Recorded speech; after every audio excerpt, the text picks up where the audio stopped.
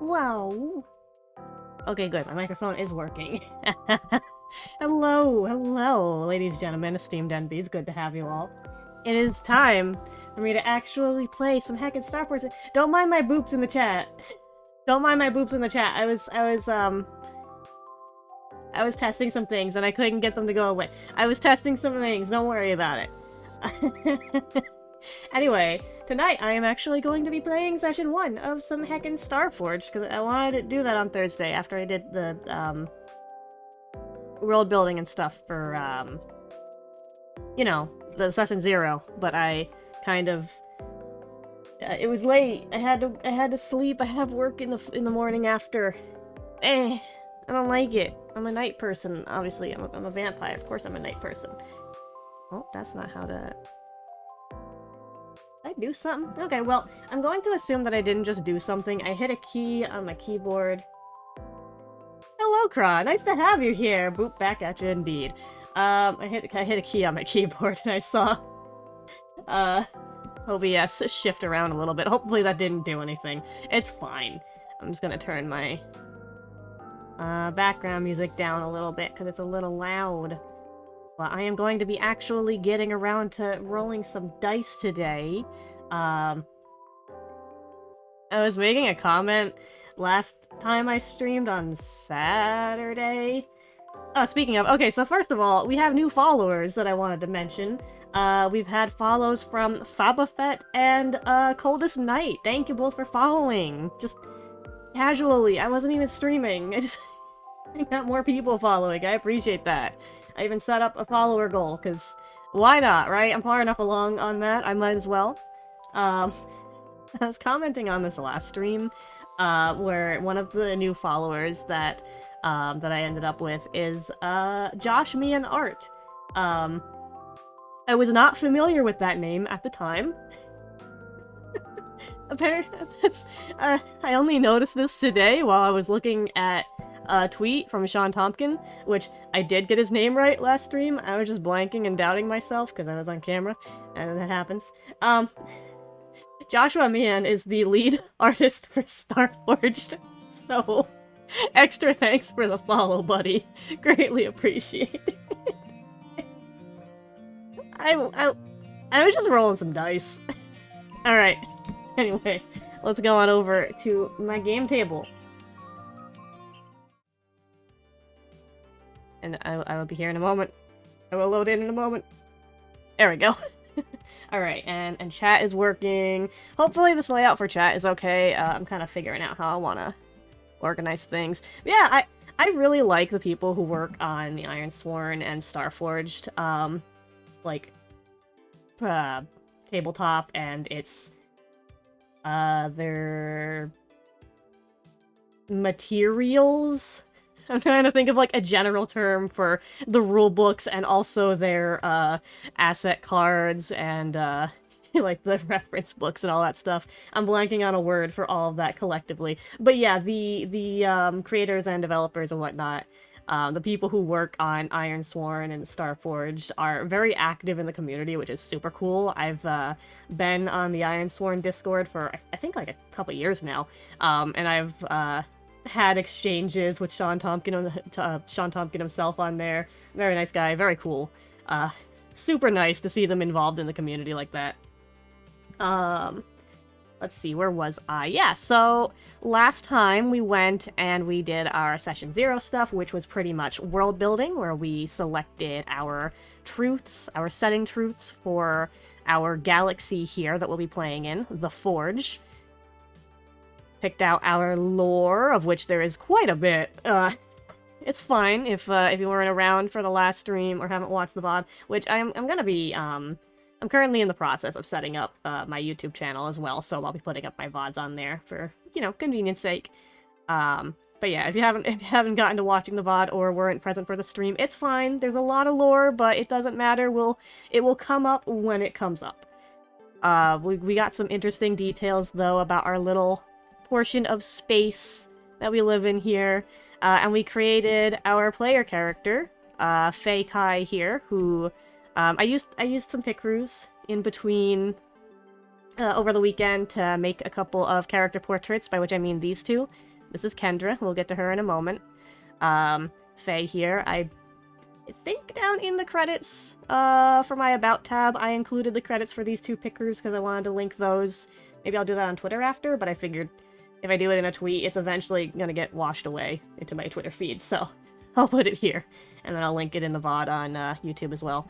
But I'll get some, eventually I'll get some original art drawn up for them as well. But yeah, so we created Faye Kai, who is a firebrand. Essentially, they are what is known in this setting as a paragon, meaning that they have some special powers. In this case, being a firebrand, they have fire powers. Once upon a long millennia ago, the home galaxy that humans came from was invaded by extra-dimensional entities, so they were forced to flee. Everyone boarded onto some starships and used experimental FTL drives to come to this galaxy, which we've dubbed the Forge. Those FTL drives might have broken reality a little bit. Just occasional cracks in reality. It's okay. And so yeah, now that people have settled into the Forge for the past several millennia, humans occasionally are born with or otherwise develop special powers. Maybe that's because of the reality fracturing. Maybe that's because of the something in the elements of the Forge here. But yeah, so Faye Kai is one of these firebrand paragons. They, at a young age, were taken from their home by force by an unknown third party who we will be fleshing out as we play, I think, who wanted to use their powers for a nefarious purpose. Some years later, they managed to escape, stealing a starship, calling it the Fall of Icarus. It is a junker clunker of a beautiful thing that is ready to fall apart at any moment. And so Faye is traveling in search of perhaps the one day when they can finally settle and, you know, find a home for themselves and maybe for other weirdos like them when they're not on the run, maybe. But in the meantime, going around to various places and kind of helping people that they come across. And I did realize between sessions that a little thing that I forgot regarding campaign setup is that it is recommended to start up a starting sector, because coming from Ironsworn, I'm just used to rolling up the setting truths, making your characters, okay, all good, let's go. But with Starforged, the Forge is divided into various sectors, because, I mean, people gotta be able to narrow down sections of the galaxy to know what places we're talking about, right? Can you imagine here on Earth trying to talk about, like, oh yeah, this city is over in this place, but not being able to refer to, like, the specific country that it's in, not having a country name to identify where it's located or narrow down its location? That would be a mess. So here in the Forge, people have sectors. So a lot of that was generally just rolling on tables. I didn't want to get too bogged down in the details. I just kind of let the tables take me wherever they wanted to go. But we have here I believe it's called the Ebon Maw? Yes, this is the Ebon Maw sector. So the Forge is separated into 4 regions. Well, technically 3 regions, and then the Void, which is not technically the Forge. Space is separated into 4 regions, I suppose. You've got Terminus, which is the most settled and explored parts of the Forge, or as settled and explored as the galaxy gets in your version of the setting. And then you've got the Outlands, where people have kind of started to explore, but it's mostly a wild frontier still. Untamed wilderness, for lack of a better term, out here in space. And then you have the Expanse, which is where things get really lonely, and there's really no star charts explaining where anything is. Very few people have been out there. You're gonna be on your own for quite a while. And then there's the Void. The Void is basically where the Forge stops and the rest of space begins. And it's kind of noted that it consists of a lot of vast swaths of nothingness. Maybe some stars, that's pretty much it. Just a lot of nothing, and travel is considered improbable or impossible outright, which, I mean, especially makes sense for us. Our people kind of, you know, came here on FTL drives. And then those FTL drives broke the universe. And then they got banned because they broke the universe, so now we don't have them anymore. So, good luck getting back through that giant empty space. And the rulebook basically says not to start your campaign in the void, which is fair. So I basically considered which of the main 3 options I wanted to go with for the Ebon Maze. Oh, I'm sorry, I was saying Ebon Maw. It's the Ebon Maze. Oh, now I'm curious as to why it's called the Ebon Maze. We're gonna maybe find that out a bit more as we flesh things out here, possibly. Oh no, I'm thinking of some ideas already. But yeah, so the Ebon Maze, I kind of took some time to decide whether I wanted it to be in Terminus or the Outlands. I figured the Expanse is a bit too isolated. I kind of mentioned in the session 0 that I like the idea of having a sort of episodic approach going from community to community and helping people with their problems. That being said, I feel like since Faye here has been kind of on the run, they're sort of trying to be in an area where he can be a little bit more, he wants to go somewhere that's a bit more quiet, with a bit less people, where there's less people looking, you know, somewhere a bit more low-key like that. So we're out here in the Outlands. So for that, the sector has 3 settlements to start with, unless we happen to find more as we're exploring. And let's take a little tour of those settlements. So we'll go left to right. Don't mind the fact that that said black hole. So over here, we have the settlement of Koshiba, which is a, actually decent, I was about to say small little settlement, but no. This is actually a rather large settlement compared to the other 2 we've got here. We've got a population of thousands of people, which, considering how scattered a lot of the settlements are, especially further out here into the Forge, it's kind of impressive. Good job, you guys. Give me some water. So, they are a fairly large, basically I'm thinking like a city, very much a city type of settlement hanging out over here on the oceanic planet of, I've been debating on pronunciation for that. I think Daria, but I realize it could maybe also be pronounced Daria. Kind of debating which one I like more. But yeah, Koshiba, as seen here, has an unyielding authority that will not back down under any circumstances. And they're focusing on some research of some things. What things? We'll find out if we go there, maybe. Keeping things really simple since we're not there yet. Faye either has not been there. I think they haven't been there, but very possible that they have been there in the past and just those details aren't relevant, so we don't know them yet. The audience doesn't know. But yeah, they are stationed on the oceanic planet of Daria, which, again, we haven't been there, so details are scarce. But we do know that they are orbiting a glowing orange star. Nice comfy, probably some dim lighting, honestly, if you think about it. Compared to, what's the sun? Yellow star, I would think? I don't know. I don't know suns. I mean, I don't know stars. But it's, I think glowing orange is not the brightest option out there, considering other things. But meanwhile, we have Astra over here, which is a deep space settlement, whereas Koshiba is a planet-side settlement that is on the planet, either on an island or under the water, which I quite like, actually.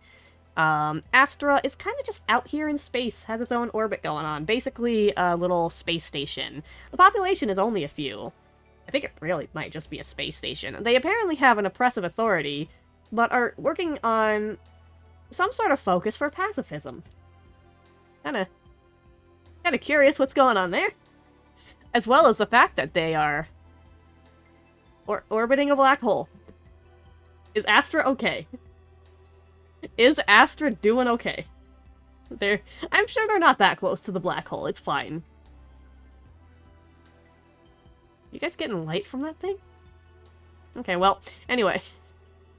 So, we'll worry about Astra another time if we go there. I'm kind of not sure we want to with an oppressive authority, and they're near a black hole. Yes, black hole sun. Uh,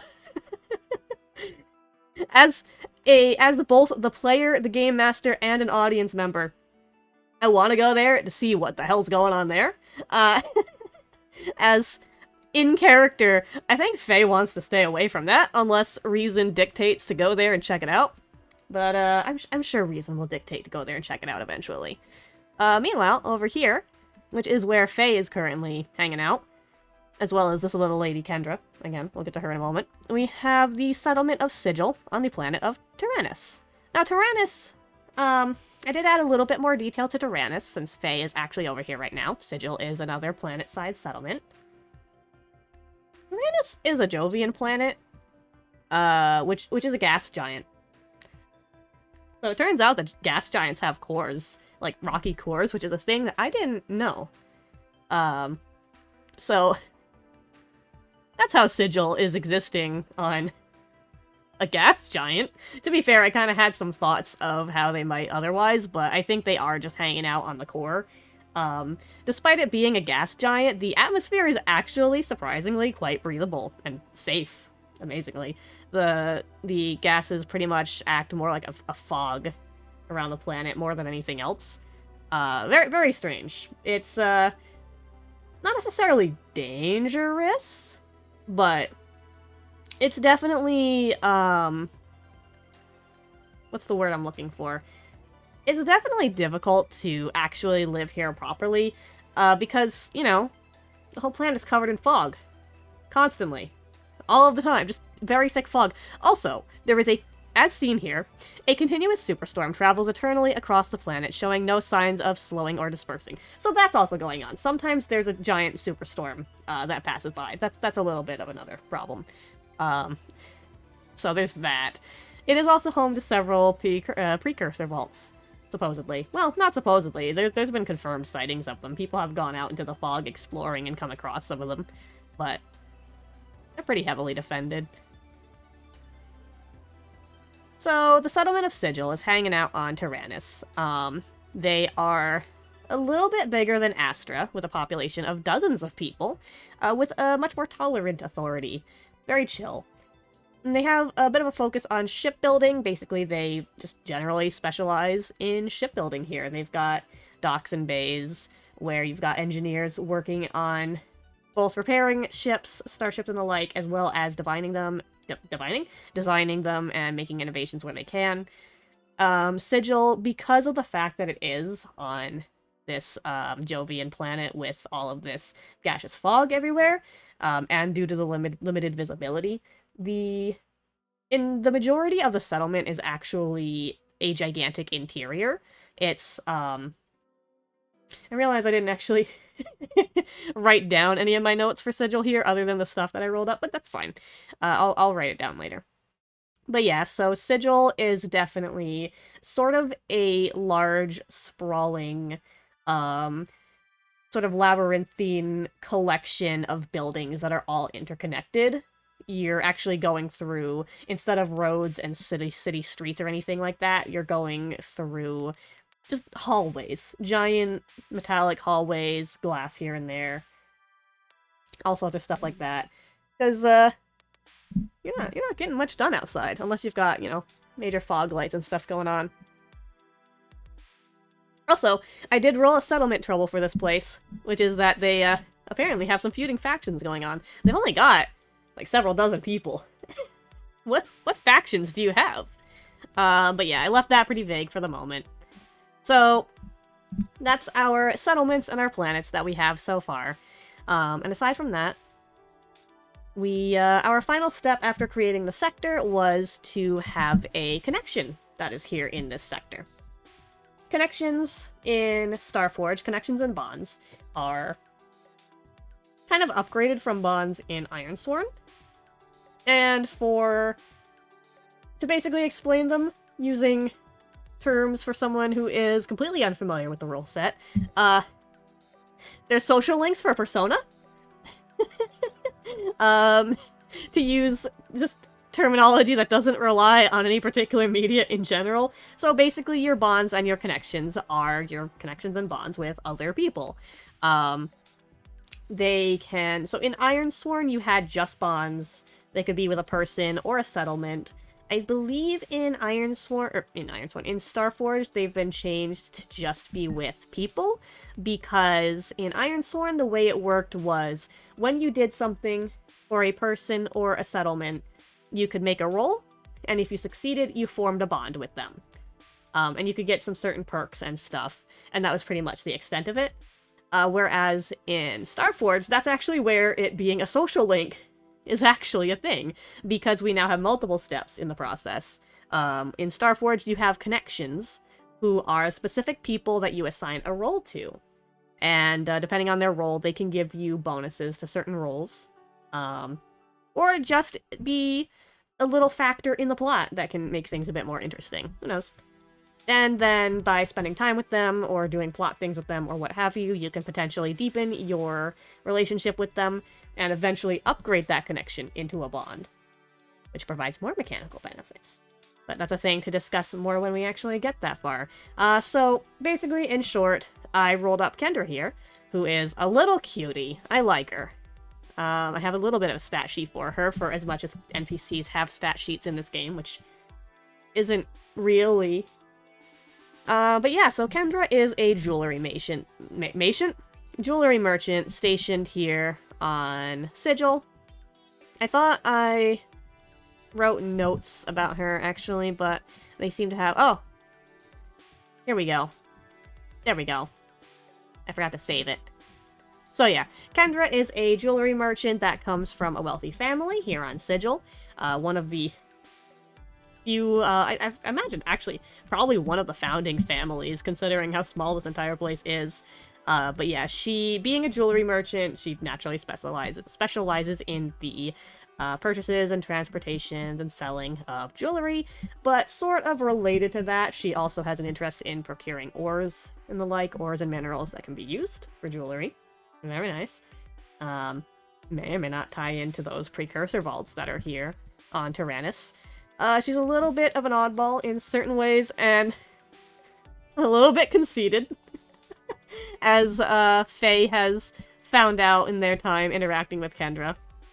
But, yeah, she, naturally coming from a wealthy family, she is typically seen with guards and the like, because, you know, she's an important person around here. But, yeah, so Faye has come to Sigil since, as I mentioned, Sigil is a place that does a lot of work on starships. Faye has come to Sigil because of the fact that their lovely ship... I didn't even recap the fall of Icarus. No, I did. I mentioned that they stole a clunker ship. I didn't mention that they named it the Fall of Icarus, and I love it. But the Fall of Icarus, not in the best shape, or hasn't been previously. Honestly, yeah, it's probably not in the best shape after their travels. So, been in need of repairs. Maybe also a repainting, some tweaks to look a little bit different, just in case anyone's looking out for it. So that's why Faye has come here. That being said, they kind of need money. Kind of need money if they're gonna get their ship repaired.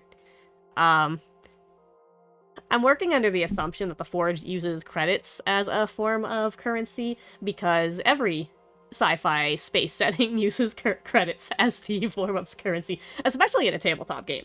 So we might as well just kind of keep that trend going. But yeah, so in search of money, that's how Faye sort of encountered Kendra. Kendra, with her interest in the minerals and the valuables supposedly found in the precursor vaults and what's been found in previous ones that people have managed to open. She did previously spend... Oh, I just stopped typing in the middle of that sentence there, I realize. It's fine. She did previously send an expedition party out to check out one of the precursor vaults on the planet's core. They did not come back, which is always a good sign. So they're kind of looking for someone a little bit more skilled to go check out the location, find out what happened, and hey, are those people dead? Kendra would really like them to not be dead. She kind of knows those people personally. This is a tiny settlement. Everybody knows everybody here. Yeah, don't send the red shirts. She sent the red shirts. What did you do, Kendra? Well, we know what she did. She sent the red shirts. So, yeah, she has basically hired Faye to take on this job. Faye spent a little bit of time discussing this with her. She will fund the repairs and updates to the Fall of Icarus if he goes and finds out what's going on there. Hello, Azame! And then comes Chat, we're the red shirts. Yeah. Chat, you were the red shirts that were sent off to the precursor vault. Hang on, let me take a drink of my water. Okay. So, I think that's pretty much everything. From there, we are good to pick up with the game proper. So, when we are... I'm just gonna leave that sentence half finished. I'll fix it in between sessions. I'll get to it. I will never get to it. So when we're starting up the game, one of the things that we want to do, the last little bit of Session 0 / the first bit of Session 1, is the inciting incident. Where are my vows? I assume... yeah, there we go. So, naturally, our character has a, oh yeah, Faye's call sign is Phoenix. When they're out and about in space on their ship, they are going by the name Phoenix. I forgot about that, and I love it. But yes. So, our character has a background vow, which is the big thing that they're trying to do. Their big backstory objective, where you're trying to become the next Hokage. Why did it take so much effort for me to pull that out of my brain? But various other vows are the other plots and subquests that we're taking along the way. So in this case, we are taking on the inciting incident, the little vow / plot that kicks everything into motion. So this is going to be our starting vow. We're going to give it a name or description. Investigate precursor vault and the fate of the expedition team. Would really like to find them alive, preferably. Would be nice. I'm going to joke about becoming king of the pirates. Yeah, you know what? My brain immediately went to, One Piece, but for some reason I pulled out Hokage. Find One Piece. That's your character's background, Val. Alright. I need to watch One Piece more at some point. I really enjoy it. It's been so long. But anyway, so with setting up our inciting incident, we are going to... first of all, we have to give it a rank. By default, the background vow is going to be epic rank. That's going to be a big, long endeavor. Some characters might not even make progress on their background vow. It might just be a general motivator to fill out backstory of the character, whereas other characters, that might be the main thing that they're focusing on all the time. But that being said, for this little vow, I think, I'm trying to think how complex of a mission this is gonna be, basically. So, basically, yeah, the ranks come in your flavor of troublesome. What is it? Troublesome, dangerous, formidable, extreme, and epic are the 5 ranks.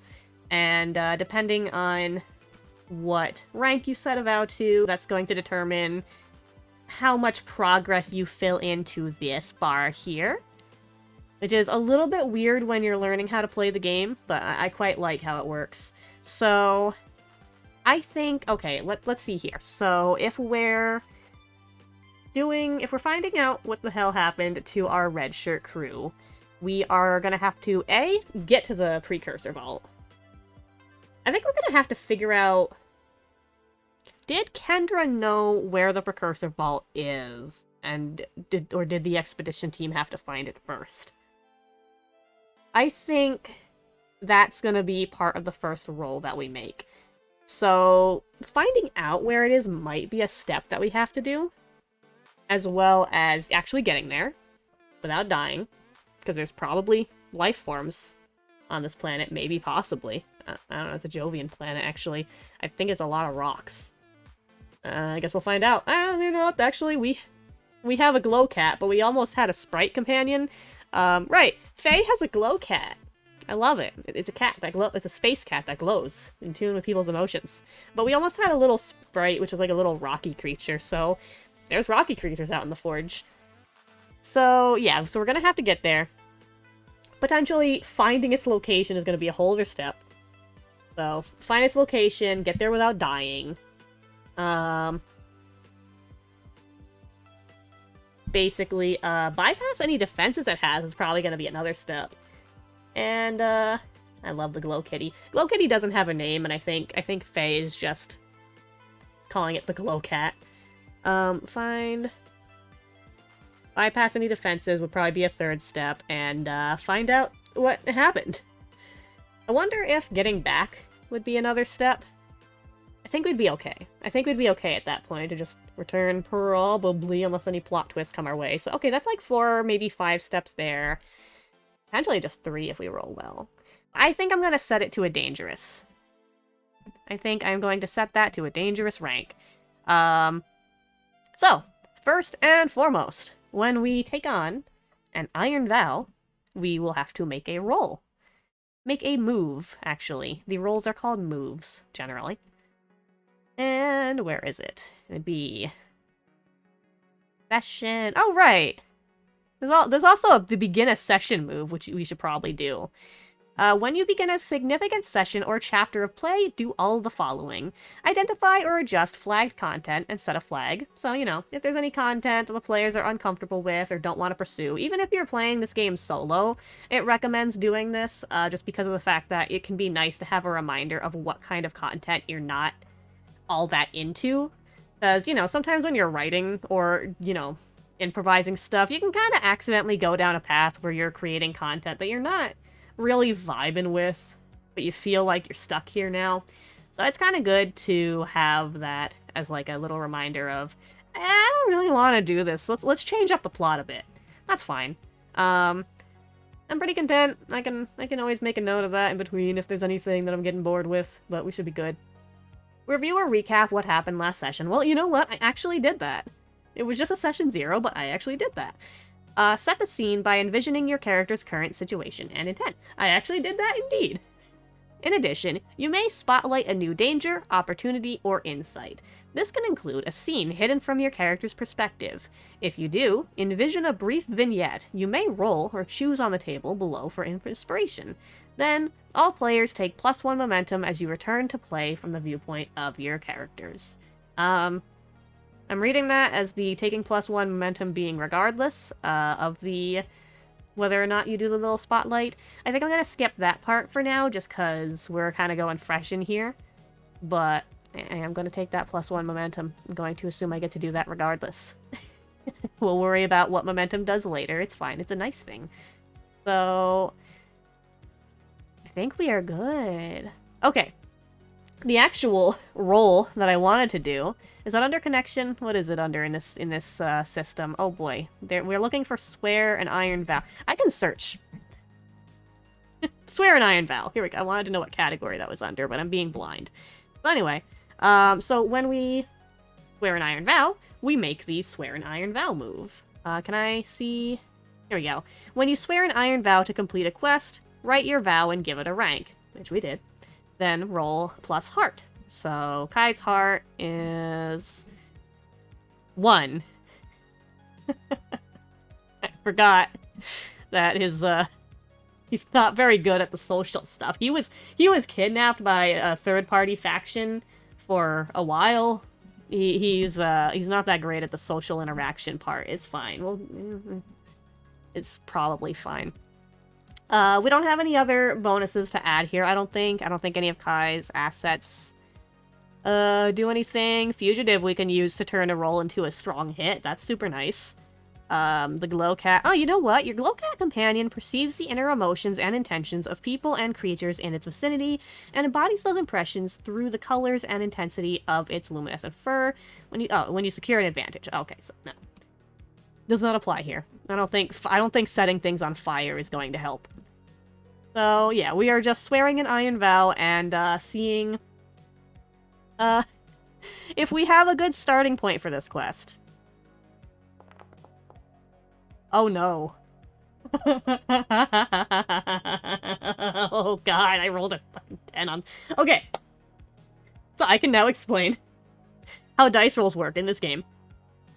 So, when you make a move, a lot of the time you make a roll. You don't necessarily always make a roll as part of a move, as seen here with begin a session. Oops. Here's my scrolling. As seen here with begin a session, there wasn't any sort of dice roll involved. But for Swear and Iron Vow, there was. When you make a roll, you roll a d6, which is referred to as the action die, and you add any adds. Adds refers to your, actually, I think adds just refers to miscellaneous bonus. I don't think it includes stats. But yeah, so you roll 1d6 plus the relevant stat plus any adds that you have. There's not really any penalties to rolls in this system. It's usually just like you get a +1, maybe a +2. Certain specific things will get you a lot. Now we know how the team died. Oh boy, this bodes well. But yeah, so you roll your action die, and then you compare that to 2 challenge dice, which are d10s. That may sound like a lopsided number. It's actually not as terrible as you would think, but yes. So this is very much based on Powered by the Apocalypse, or very much derived from it anyway. Whereas in Powered by the Apocalypse dice, you're rolling 2d6, adding your stat and any bonuses, and then it's compared to a static number. I think like 7 is the baseline. 7 or 11 are the tiers. Here, you're comparing it to 2 wildly changing dice rolls. And, you want to beat the d10s. Matching doesn't work. You want to beat them. If you fail to beat either of the d10s, either of the challenge dice, with your action score, which is the total of your action die, if your action score fails to beat either of the challenge dice, that's a miss. If you beat at least one of the challenge dice, or if you beat just one of the challenge dice, I should say, then that's a weak hit. And if you beat both of them, that is a strong hit. Since you have to get higher than the d10, you can never beat a 10. So there we go, rolling a 10 right off the bat. In short, a strong hit means, oh man, you did really good at the thing you were trying to do, things really go your way. A weak hit is that you succeed but at a cost, and a miss means, something bad happens, or something goes horribly wrong, or doesn't work at all how you intended. So, that's how dice rolls work in this system. Anyway, we rolled a miss to Swear an Iron Vow. You must overcome a significant obstacle before you begin your quest. Envision what stands in your way. Miss, weak hit, strong hit, could be kind of swingy. Yes, indeed. So envision what stands in your way. Well, I think we got that covered, because we already brought up the question of, does Kendra actually know where the Precursor Vault is? I think that she didn't actually have specific coordinates to it or anything like that. I think that she learned about it through rumors and hearsay from travelers. She maybe knew the general location, possibly. It was kind of part of the expedition team's job to actually find it.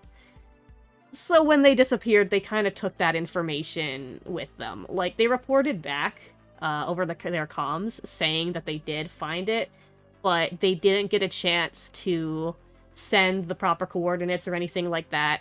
They disappeared. That information's gone. We don't actually know where it is. So, Now we have to figure out where this heckin' thing is. So, does anyone else in Sigil know? I think that's gonna be the thing. I think it's not... Is it likely for anyone else in Sigil to know? Because I would imagine Kendra would have been trying to get information from these people. I think people in Sigil don't know the exact coordinates of it, because otherwise Kendra probably would have already figured out where it is. She would have gone asking around, or had someone ask around on her behalf already. Unless Faye literally just approached that soon and they're the person that she's sending to go ask around. I think So for times like this where you're not 100% sure, there is an oracle for that. Oh, actually, it's a move, I believe, right? Fate, ask the oracle. That's it. The oracle kind of if you're playing this like a standard tabletop, the oracle is the game master. If you're playing this solo or cooperative without a game master, then the oracle is just the dice that kind of function as a game master when you need it. So we can kind of roll to see what the likelihood is that anyone in Sigil actually has that information. I think it's a small chance. Because I think most likely if that information is here on Sigil, it would have come up already. But let's see. No. We had a 10% chance for that information to be here in Sigil, and nobody has that information. So I think that means we're gonna do this the hard way. Honestly, that's probably for the best, because if we were gonna go around and try to get information from people, I realize I actually could have made a move to try and get that, maybe. I could have probably used the gather information move for that. I think that's wits-based, actually, instead of hearts, so Faye might have been okay at that. But either way, nobody knows where it is. So we kind of have to go out looking for it ourselves. So, that's great. Okay, what's our move for this? I know that we have, is it quest? Reach, nope, that's for vows. Exploration! So I know that there's undertake an expedition for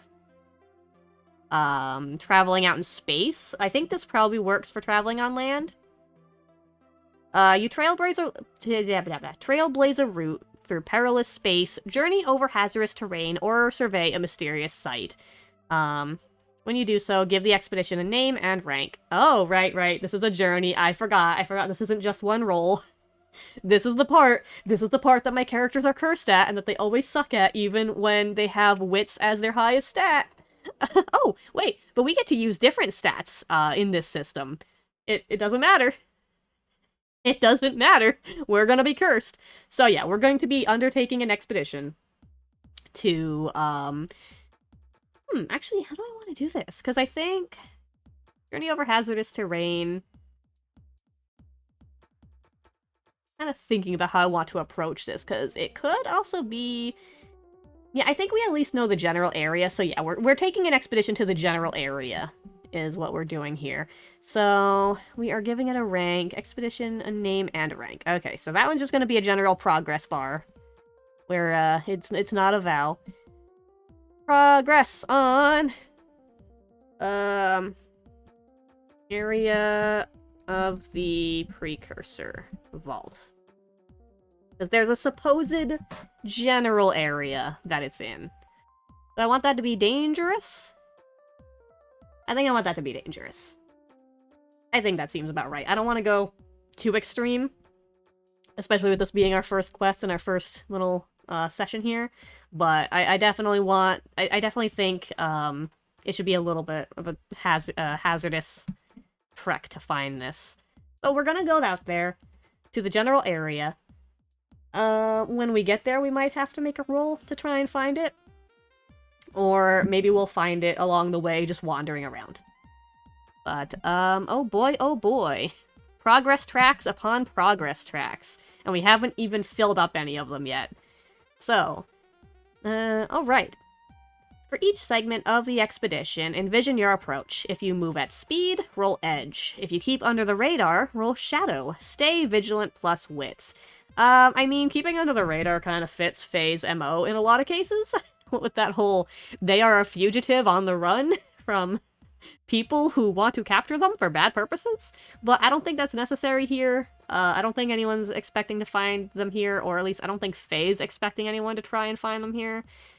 We probably do want to stay vigilant to look out for any signs of that precursor vault that we're finding. So we are going to add wits to this roll. Here we go. Roll plus wits. I don't have any bonuses to this. Ooh. Hey, we beat the 1 here, so we got a weak hit. You reach a waypoint, but this progress costs you. Envision a location and mark progress per rank of the expedition, but choose one. Oh boy. Do we, I wonder if we find anything interesting here. Let's see. So, we come across a waypoint. First off, we suffer costs en route, make a suffer move, or we face a peril at the waypoint. Oh boy. Well, let's roll up the waypoint first and see if we face a peril there or if we just kind of lose resources. What do I want to roll for this? Locations? Location themes? I'm used to the oracles in Ironsworn, so it takes me a little bit to find. What would a waypoint be out on this rocky core? I feel like it would probably be a notable landmark, actually. Like a notable formation of the rocks. Which would probably actually be good to find for the purposes of charting and mapping this place. Which we're probably doing a little bit of. What are you traveling on, Faye, actually? Are you traveling on foot? I'm not sure that's a good idea. Do you have the glow cat? I just realized I don't think it's a good idea to bring the glow cat either. Maybe it's okay to bring the glow cat. No, I don't think it's a good idea to bring the glow cat out into largely unexplored planet surface, where we can't see anything for the most part. So I think if anything, Kendra probably provided Faye. I think of this now after we've already set out. Of course I do. I think if anything, Kendra probably at least provided Faye with like some specialized goggles to see through the fog a bit better. Or a lantern. I'm thinking like one of those headlights that you got for like spelunking and stuff. Yeah, probably like a set of goggles that has like a light like that on the side. Yeah, okay. Specialized flashlight question mark goggles for fog on Tyrannus, because what the hell. And then do they have a transport vehicle? I feel like doing this on foot would have been not the best option. So I'm sure they have a sort of little hover bike available, because those are a thing in this setting, considering the fact that that's even a support vehicle that we can get. This one's pretty basic, though. Again, kind of just loaned by Kendra. Thank you, rich lady. We are at least using that. So yeah, we're definitely coming up upon a waypoint that I think is a large rock formation. Actually, now that I'm thinking about it, I like the idea that it's sort of this weird rock formation where there's like rock pillars rising up, but there's also sort of a crater between them that's got some gathered water, because this atmosphere, I think, has a lot of moisture in it. So there's a nice little pool of water there, which raises the question. On the one hand, that's nice. You can get some water. But also, I feel like life forms might be hanging out there. Is there a life form hanging out there? I want to ask the Oracle. Where's my... There we go. Ask the Oracle. I think it's likely. Yes. Oh no. There's a creature hanging out there. Oh, but is it a person? Or is it a, is it a thing that's not so good?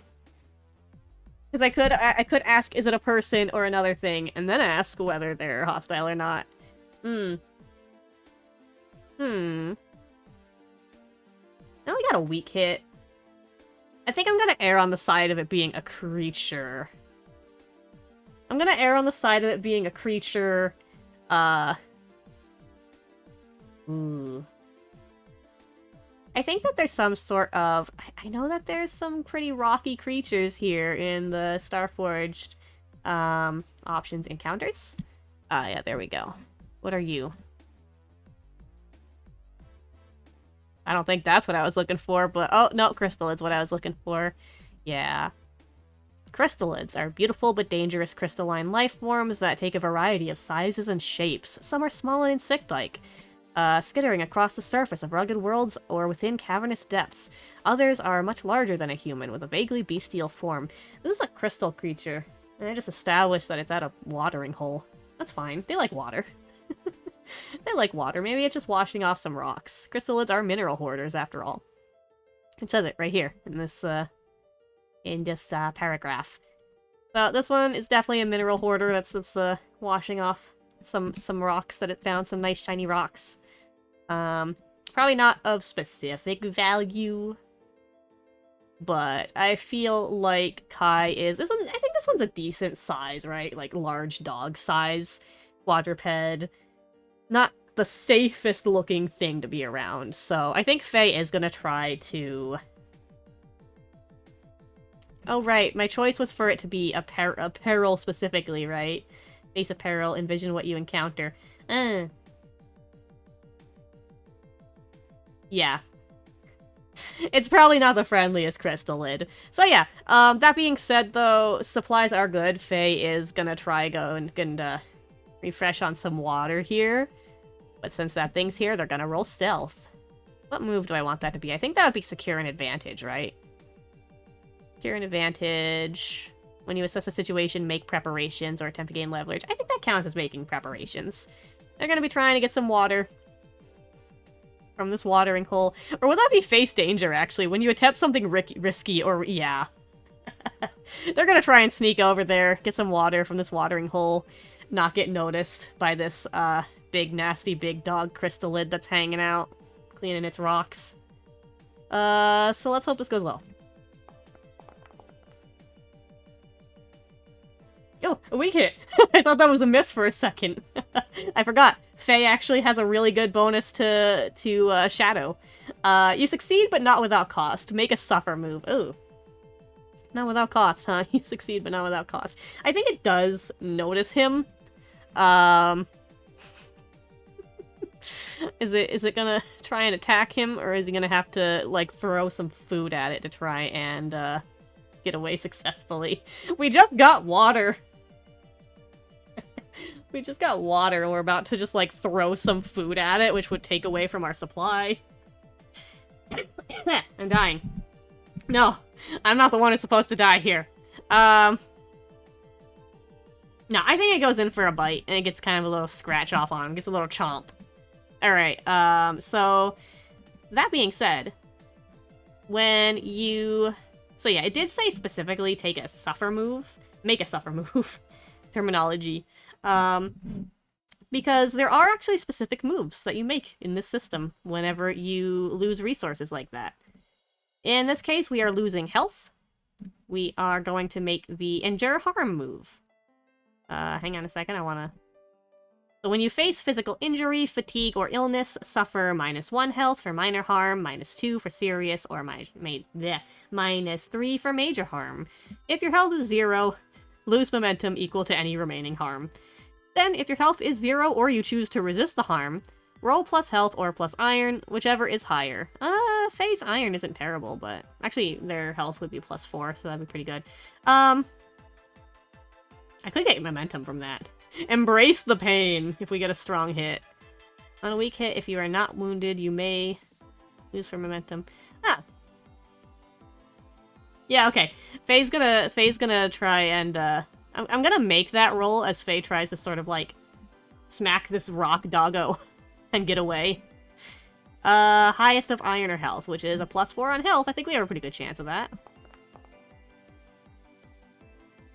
Yeah, we got a 9 versus an 8 and a 1. Hell yeah. So we get to make our choice. We can either shake it off. If you are not wounded, we can take +1 health and basically get away scot-free.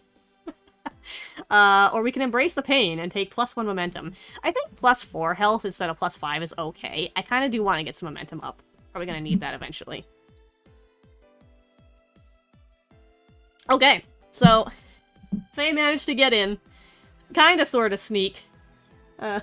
Get the water, get out with only a bite, and is, getting the hell out of here before that thing tries to chase him down. Cool. Good job. We're gonna continue on journeying. Oh, right, I forgot to mark progress. Where's the weak hit move? Or where's the undertaken expedition? Mark progress. Okay, so we marked progress once. So, I think that's this button. Mark progress. Okay. So I can kind of explain progress Mark. I can't talk. Mark. I almost said progress. Way can explain marking progress tracks now. I'm dying, I guess. I don't know. So yeah, the way we track a lot of things in this system, combat, quests, travel, relationships with people, is through progress bars. And the way they work is that they have 10 boxes, as you can see here. And whenever we're told to mark progress as the result of certain moves, then we basically mark, we fill in a certain number of boxes depending on the rank. If it is a troublesome rank, we fill in a whole 3 boxes every time we make some progress on that track. If it's dangerous, we fill in 2 boxes. If it's formidable, we only fill in 1. If it's extreme, we fill in a whole half of a box. And if it is epic, we fill in a quarter of a box. It takes a lot to do extreme and epic progress tracks. We don't actually have to fill up a progress track all the way in order to complete it, though. We can complete a progress track at any time we want, technically, as long as it makes sense in the narrative. When you do that, you make what's called a progress roll, or a progress move? I forget the exact term. You roll 2d10 for the challenge dice, but instead of rolling your action die, you just compare the challenge dice to however many boxes you have fully filled in your progress bar. So we've filled in 2.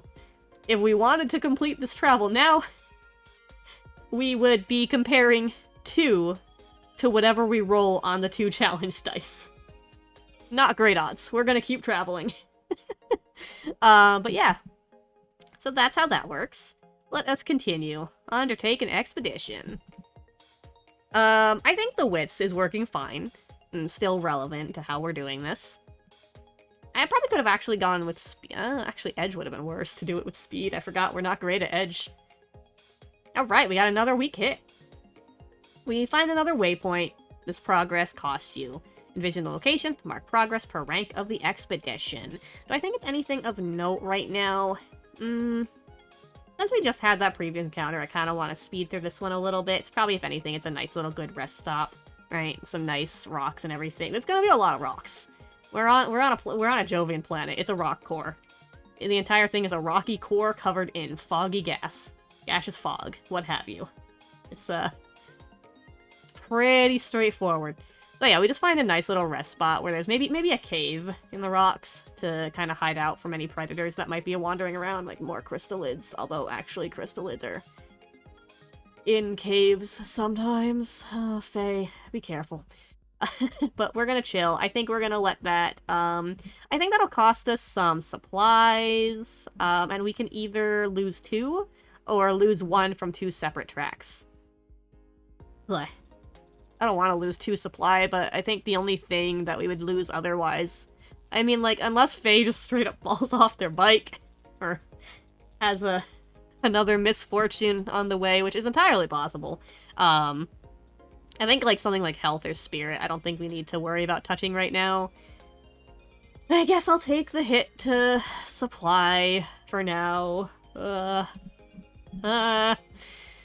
I want my supply, but I don't want to lose momentum either. So do we have a specific move for... There we go, sacrifice resources. When you lose or consume resources, suffer -1, -2, or -3. If supply is exhausted, mark prepared. Okay, so there's no roll with that one, which is pretty much the same as how Ironsworn worked. We don't have to worry about any extra rules there unless we hit 0, which I'm gonna try not to do.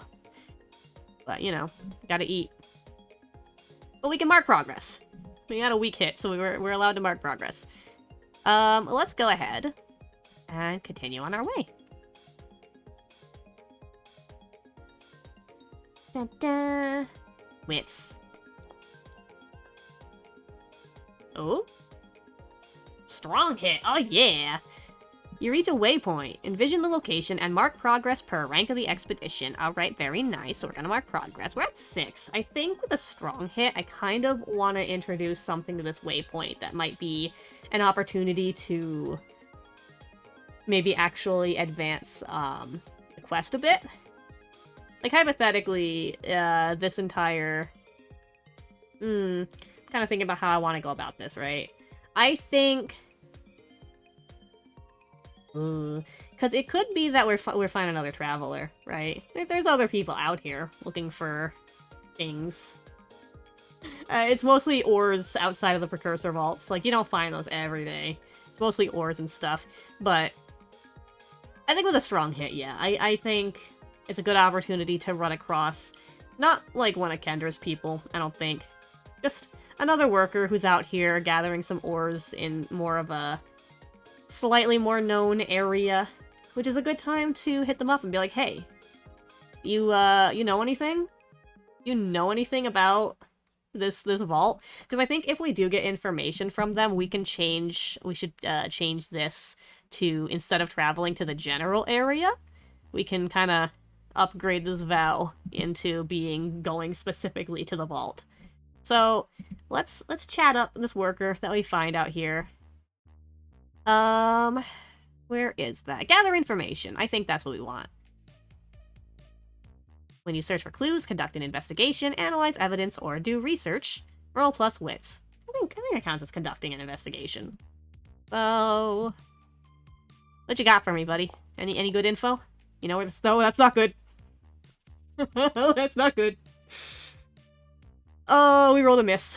Your investigation unearths a dire threat or reveals an unwelcome truth that undermines your quest. Oh. Oh, we have to pay the price. Okay, so we discovered something bad. Oh no. Oh. So I can roll on the pay the price table or the story clue table to get some ideas of what bad thing happens or that we discover. But, I think I know. I think... Maybe this worker wasn't actually out here working. I mean, he was. RNGesus is not with me tonight. Yeah, no. RNGesus is, you know, I've actually heard some people say that Starforged is actually, not as swingy as Ironsworn is. I don't know if that's true. I feel like it's to do with, like, what assets are available, because a lot of moves and assets were definitely tweaked in favor of the player, which is nice. A lot of them were definitely a little bit, like... I mean, they work well enough in Ironsworn, but there's definitely a lot of moves and stuff that are like, it's kind of a little rough how this works, and then a lot of those were fixed and updated in Starforged, since it's basically Ironsworn 2.0. So, I have heard it's a little less swingy, but it's still pretty swingy. It's gonna be. That's kind of what I love about this game. But, so, I mentioned that there's a little factor of Tyrannus, which is, on top of it being a gas giant, there is an ongoing superstorm kind of traveling over the planet constantly. I think maybe it's not that superstorm. I think it's not the superstorm that we have to worry about, but I do think that this worker wasn't so much working out here, but was on his way back from working, because there is a storm incoming, and he's getting out. He's not staying here. Which is just great. So I think... we're gonna have to try and find shelter, aren't we? I think that's the best way to go about that. Unless we want to try and go back. But I don't think that's a good idea. I think that's gonna be a pain in the ass. I think Faye is I get the vibe that Faye's a little too stubborn to do that. I think Faye's gonna be like, nah, I'm fine.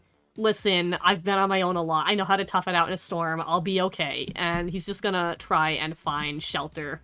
And, oh boy. Okay, so what do I think would be good for that? I think we've got time before the storm comes in, so it's not really a risky thing. I think this is more like making preparations, so that would probably be secure an advantage. Probably with wits. With expertise, focus, or observation, roll plus wits. Yeah, I think that's probably the best bet. So, let's go for it.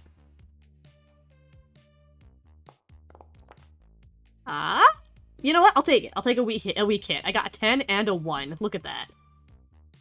You always want to see a 1 on the challenge dice. That's always nice. Honestly, the saddest thing that I've ever had with, with Ironsworn and Starforged is having a super high bonus. Oh, for the record, a little clause in the rules. At least this is in Ironsworn, and I think it exists in Starforged. Your total of your action score can never go above 10. Even if you somehow get like a plus 12 to your roll, you can never actually roll above a 10, which means that yes, a 10 on the challenge dice is 100% unbeatable. So I just love those moments where you have a super high roll and then you roll the challenge dice and you get double 10s. Very rude. But we succeed. We get a weak hit. We succeed. We get to choose one. We can take plus momentum, or we can add +1 to our next move. Oh, that's kind of tempting. You know, I could have actually turned that gather information into a strong hit by using the fugitive asset that I have here, but we won't do that just yet. It's too early to start getting hunted. It's too early to start cheating our rolls in return for being hunted down. So I'm gonna take the momentum. The +1 on the next move might be nice, but I like the +2 momentum. And I would like to use momentum at some point to go over that rule. Okay. So, in good news, Faye is able to find some nice shelter, find a cave somewhere that seems nice and sturdy, and set that up, bring the hover bike in, has enough supplies, food and water and all that to last out the storm, which is great, because probably gonna be at least a few hours, most likely a day or two as it passes. I'm sure Faye's about to be out here for a while. This isn't a couple hours of a trip. This is this is called an expedition for a reason. So that's good. We didn't die to a storm. So I don't think there's any issues there. We're good. So I think we can move on. Freaking stop to ask, hey, do you know where this precursor vault is? No, but there's a storm coming in and we're on a rocky planet core with barely any shelter outside of caves. Alright. Continuing on with Undertake an Expedition. What do we got? A miss. We are waylaid by a crisis or arrive at a waypoint to confront an immediate hardship or threat. Do not mark progress and pay the price. Do I want to take that? Or do I want to use Fugitive to cheat that? Quote-unquote cheat. Let's do it. Let's use Fugitive. You're hunted by a power or authority. When you make a move, you may improve the result to a strong hit. If you do, fill one segment of a 4-segment clock to represent hunters closing in. When the clock is filled, a notable foe or force has tracked you down. We will keep that in mind. But, okay, so we have changed fate. We are, we got a strong hit, totally. We got a strong hit on Undertake an Expedition there, thanks to that. Which means we get to mark more progress. So I think, at 8, because if I get a weak hit, I'm gonna have to expend more resources. If I get a miss, that's not the worst thing. But it could result in encountering something bad unless I want to tick off another portion of that clock, which I don't want to do just yet. So I think I'm going to try and make the progress roll now. I'm going to try and complete the progress track now on this expedition. Let's see. We got 8. Hey, double 3s! Ooh, double 3s! Okay, opportunity! So, a nice little perk, sometimes when it works out in your favor. A nice little rule in this system, as well as in Ironsworn Original, is opportunities and complications. If you roll matching numbers on the challenge dice, it is either an opportunity, if you got a strong hit, or a complication, if you got a miss, rather. Basically, all that means is that it's your opportunity to add a twist to the plot, right? You get to add something really nice, a nice little opportunity, as it is literally called, if you got an opportunity. Or if you got a complication, something really bad happens. Like, really bad, worse than would have happened normally. It's not mandatory. It's totally an optional thing. You don't have to do it, but I like to where I can because it's fun. So, okay, so yes, I think with that, Faye does come across the area, and without even needing to make any additional rolls, I think they find some tracks of the vehicles that the expedition team was using, and like some of their equipment and stuff, which gives them an idea of, not even an idea, just a trail to follow. So A, we have indeed arrived at the area of the vault, and B, we definitely found its location. So I think that's reason to mark off progress twice on our quest here. And I can... Do I... Oh, right, wait. Am I supposed to... Oh, there's a move to finish an expedition. Let me see that first. When your expedition comes to end, roll a challenge dice, compare your progress. We did that. Ooh, I get experience for this? On a strong hit, you reach your destination or complete your survey. Mark a reward on your Discoveries legacy track, per the expedition's rank. Ooh, we get 2 ticks of experience for this. I didn't remember that we got experience. Expedition. Okay. Bam. We get 2 ticks of experience on our Discoveries. We can spend experience later to upgrade our assets or buy new ones. I think to buy a new one costs 3 experience, though, so we don't have enough yet. Maybe we will by the end of this quest? I'm sure we will. That's fun. So, I can also delete this, I think. How do I delete you? Edit. There we go. Do I want to delete it? Can I? Oh, I can, there's a completed option. Does that work for things as well? I'm kind of curious. Can I mark you as completed? Oh, what's this? Completed! Yeah! Cool, now we can keep a history of all the things we've done. Super nice. Okay, so, excellent! Look at that! We got here. We made our way out across this planet. We only got bit by a dog once. We avoided getting murdered in a storm. And we found the vault. Problem. The vaults are usually kind of well guarded. I was commenting on this last session, so hang on a second. Setting truths. Precursors. Over eons, a vast number of civilizations rose and fell within the Forge. Today, the folk we call grubs, scavenger crews, and audacious explorers delve into the mysterious monuments and ruins of those ancient beings. So, the expedition team was probably a team of grubs in that case. Oh no. Grubs are gonna be red shirts. Oh no.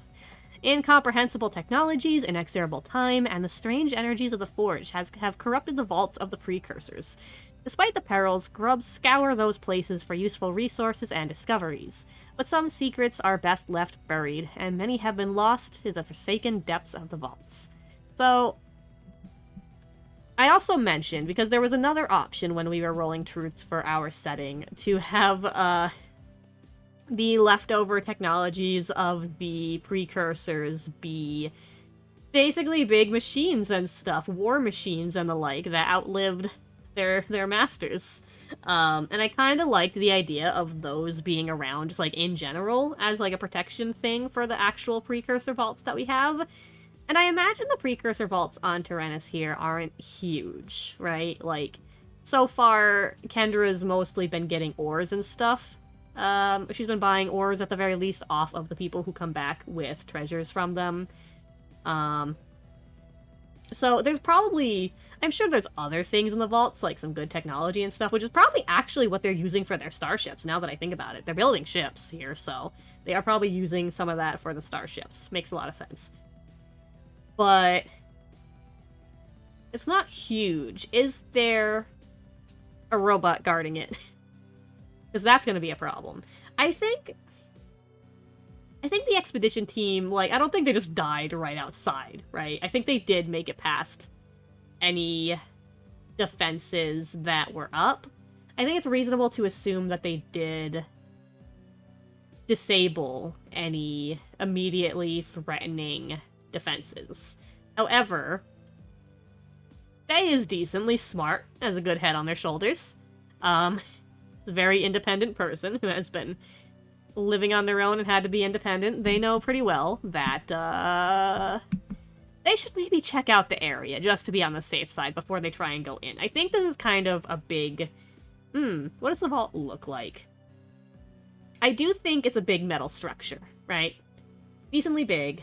Like, not gigantic. I think, if anything, it's more like an underground bunker. I think what we're looking at here is more like a small, sort of cabin-size metal entryway into it. Definitely got weird sort of engravings and stuff on the outside. It's a... Oh, did we have black steel in this setting? I forget. Did I do black steel for iron? What did I do for iron? Okay, this is just the blade binding. But it's definitely an ancient type of metal that this thing's made out of, with a lot of strange alien engravings and whatnot that we can't really read. That's okay. But, definitely got like a big metal, solid steel door. Quote-unquote steel. Probably an alloy of some unknown type. But otherwise, it looks okay out here. But Faye's gonna take a look around just to be sure.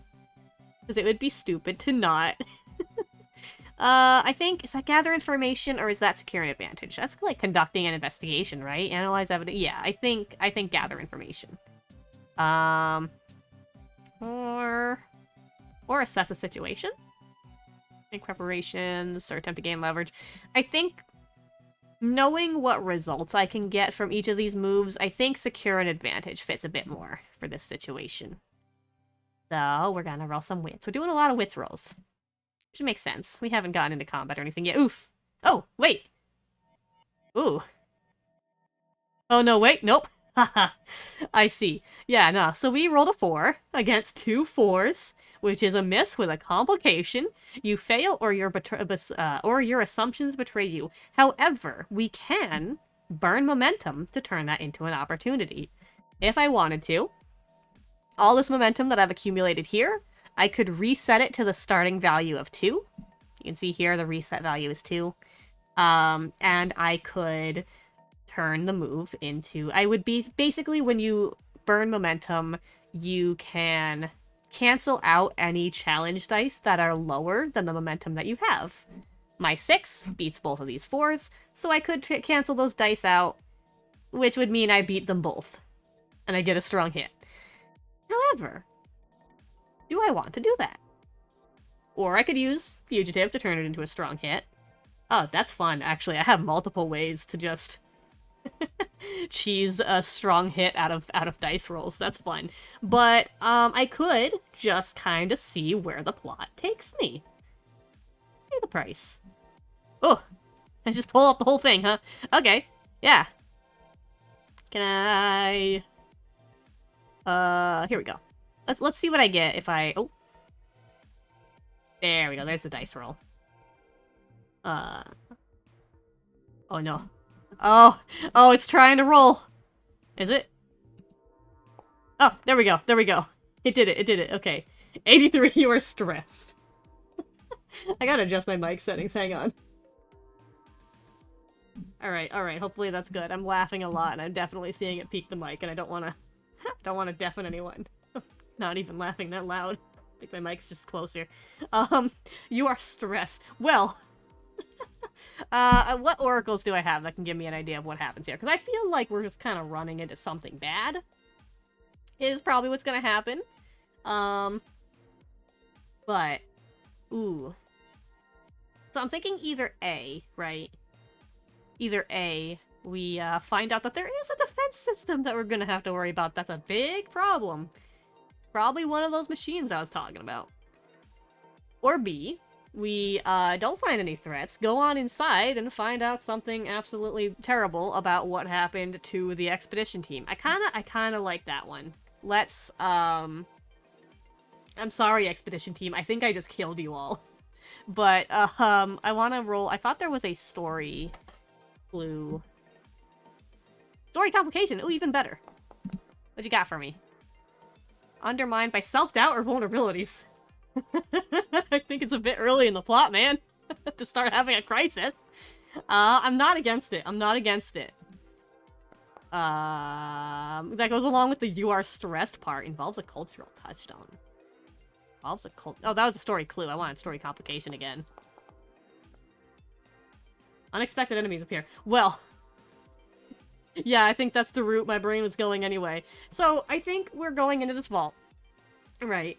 The defenses are already down. The expedition team already got that part taken care of. Easy peasy, not a problem. Anything on guard out here, any laser guns or pitfall traps are all disarmed. Faye is able to get the door open because the lock has been disarmed as well. They're able to go inside to this entryway, see that it's basically this metal entrance with a pathway, a tunnel that kind of goes down. It slopes downward under the ground into this underground bunker, which spreads out into various pathways, and I think there is a smell of blood. I definitely think there is blood. What interesting creatures can we get that have been hiding out in this bunker? That seem to have probably eaten the expedition team. Oh god, I just had a thought, actually. Huh. Oh. I've got some thoughts about the nature of this bunker and what might have happened, but hang on. Let me find... Oh wait, isn't there a foes table that I can roll on? Oh, that's not how you spell. No? Creatures? Creatures. Counter behavior, real aspect for... Okay. I don't think there's a specific thing that I can roll on. That's fine. Let's, see if there's anything neat going on in here. Enforcer, Fury, Ghost? Ghost? Ghost? Ghost. It's a ghost. Oh god, we established that horrors are a thing in this setting. We established that horrors and undead are a thing. This is a precursor vault. This is a vault of things from a dead people, an ancient civilization that existed here before we came here to the Forge. I think the grubs got eaten by zombies or something. Oh no. The grubs got eaten by ghosts. Okay, I'm not gonna say zombies because then we have a physical form of what the ancients looked like, what the precursors looked like, and I don't want that. I want to go with ghosts so that they're like these formless spirits, but they're not like people ghosts, okay? They're not people, humanoid ghosts. There might be, actually. They might have turned the grubs into ghosts. They might have turned the grubs into ghosts, but the precursor ghosts are a lot more formless in nature. Possibly befitting the planet. They're a lot more gaseous. They're just kind of masses of tendrils that seem to form into different shapes. It's less like they had... it's less like they're taking on a physical form that they had in life, like the grubs are. I did just confirm the grubs are ghosts. It's less like they're taking on a physical form that they had in life, and it's more like they're just energy, right? They're just spiritual energy spurred on by the mystical nature of the Forge to continue to exist even in the afterlife. So,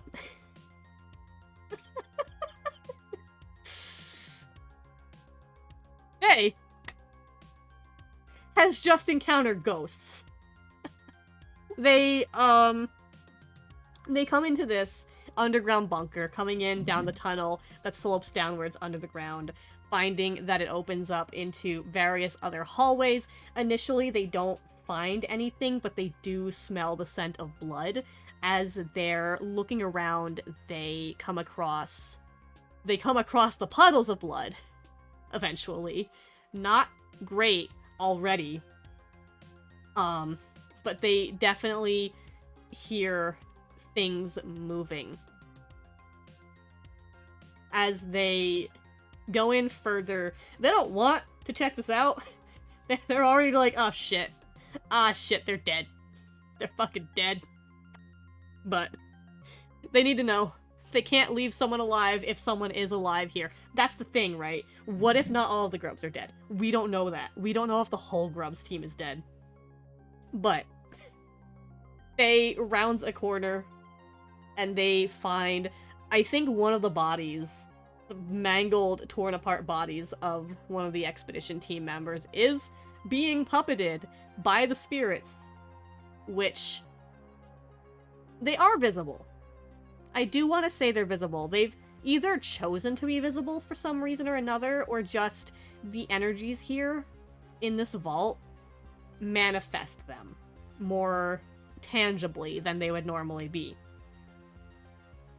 So anyway, Faye rounds a corner, and there's a tentacle ghost puppeting a corpse around like it's a marionette. That's the word I'm looking for. Faye turns a corner, sees a tentacle ghost puppeting a corpse like a marionette. Awesome.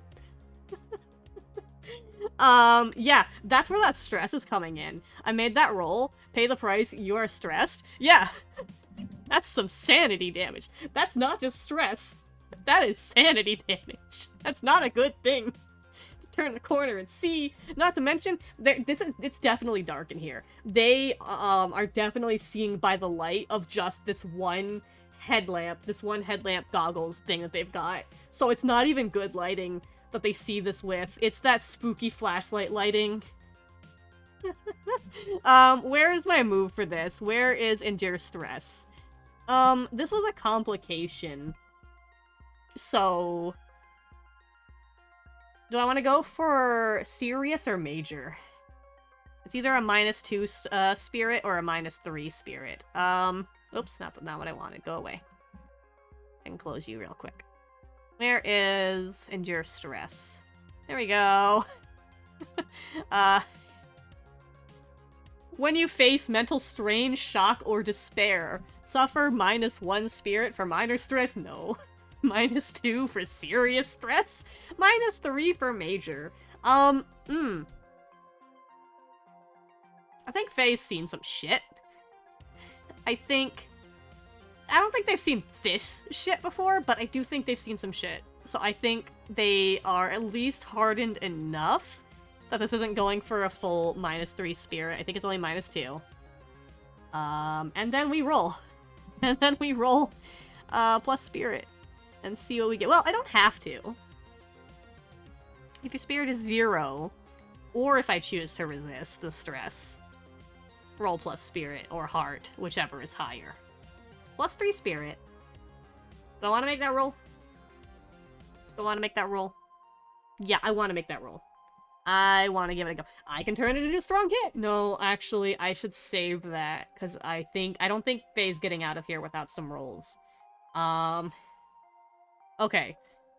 Because also I think the result of this is going to determine how they're going to respond to this, right? Okay, so let's roll. Let's roll, first of all. I'm sorry, Faye. I didn't think you were gonna... I thought you were gonna find, like, a space monster. I guess Tentacle Ghost counts as a space monster. Highest of heart or spirit. Let's go! I'm glad I didn't bring the cat. The cat didn't deserve this. Okay, we can't. That's okay. So we can either exchange 1 momentum for +1 spirit. Dicey, hello! We found a Tentacle Ghost. We can either exchange... We found a... I'm sorry. No. We found a tentacle ghost puppeting a corpse around. We can either exchange 1 momentum for +1 spirit, which might be good. Or we can embrace the darkness. Oh, sorry, no, that's looking at a strong hit. Or we can just press on.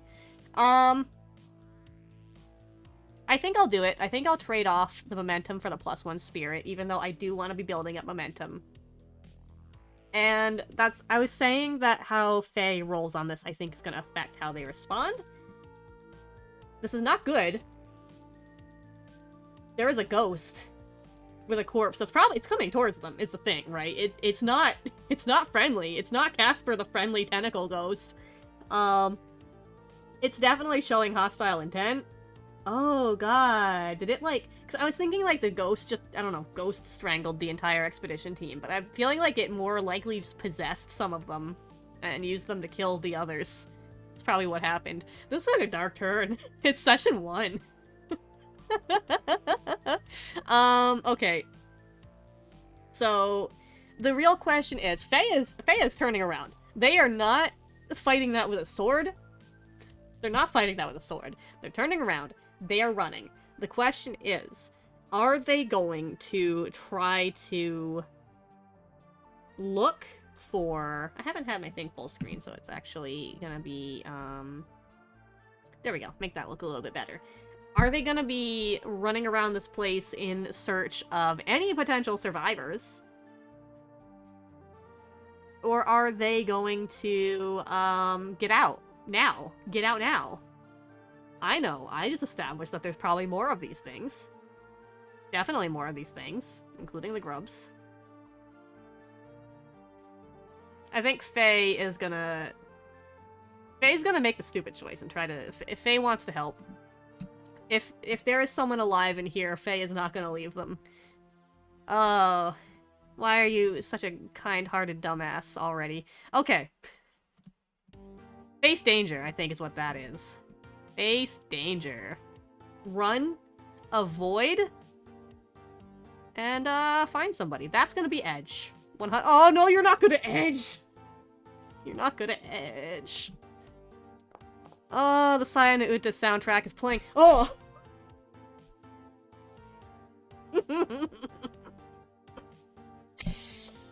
Versus a 9 and 10, huh? Oh, and I rolled a 7 too. That's not even that bad. But not gonna beat a 9 or a 10. Okay, you fail. A momentary success is undermined by a dire turn of events. Yeah. So Faye's running around trying to find anyone who might be alive.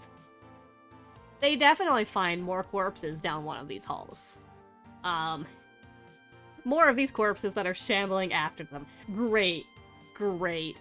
There's nobody here. Or Faye's going to assume that there's nobody here.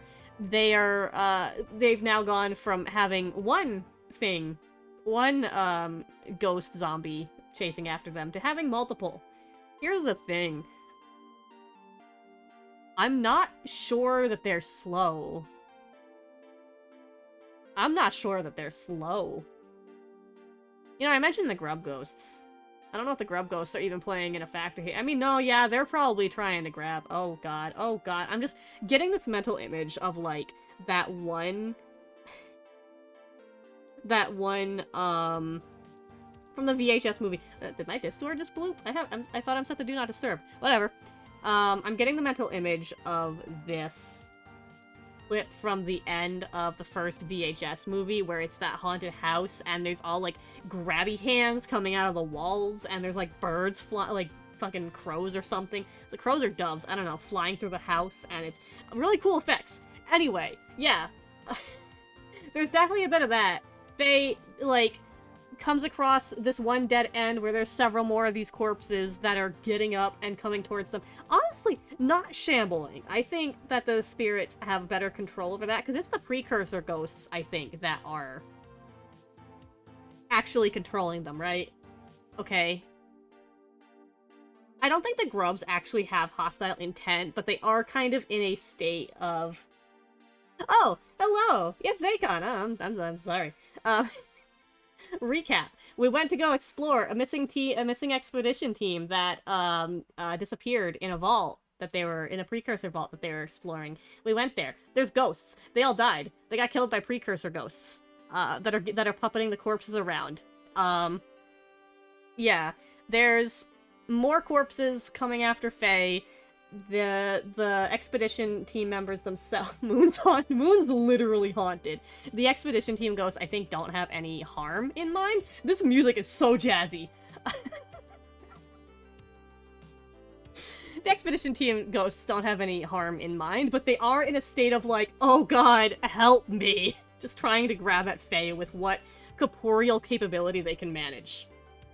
So that's not good. That's not helpful. Guys, that's not helping. So anyway, my point is, There's nobody alive here that Faye can find. They're not gonna stay here any longer because the corpses are trying to grab them. Let's get out. They are gonna have to probably beat the shit out of a corpse or two with their sword on the way, but I think we can do this with just a face danger roll, assuming that they get out fine. Also, we found out the fate of the expedition team. We did find that out, so that's progress on our quest. It's not a good fate. Specifically, the thing Kendra wanted to avoid was them dying. They died. Hard. Anyway, face danger, round 2, to get out.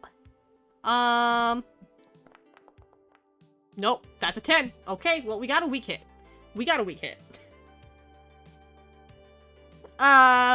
You succeed, but not without a cost. Make a suffer move, -1. I think more spirit. I think losing more spirit is fine. Do I want to roll? No, I'm just gonna let that be. I'm not gonna try to resist. Faye just saw some shit. Oh. They have to get back now. What did I establish as intended steps for this? One was find out where it was, get there. Oh, I did say bypass any defenses it had, didn't I? I think that was one of the things. Well, the defenses were already bypassed, but I think that counts, right? Like, the expedition team members bypass the defense, but I think that counts as progress? Does it? Do I want to count that as progress? It's not so much like we bypassed the defenses as Faye found out, oh shit, there's ghosts. No, I'm gonna let that be. I think this quest didn't go well, to say the least. We're getting out. We're going. Leaving this vault behind.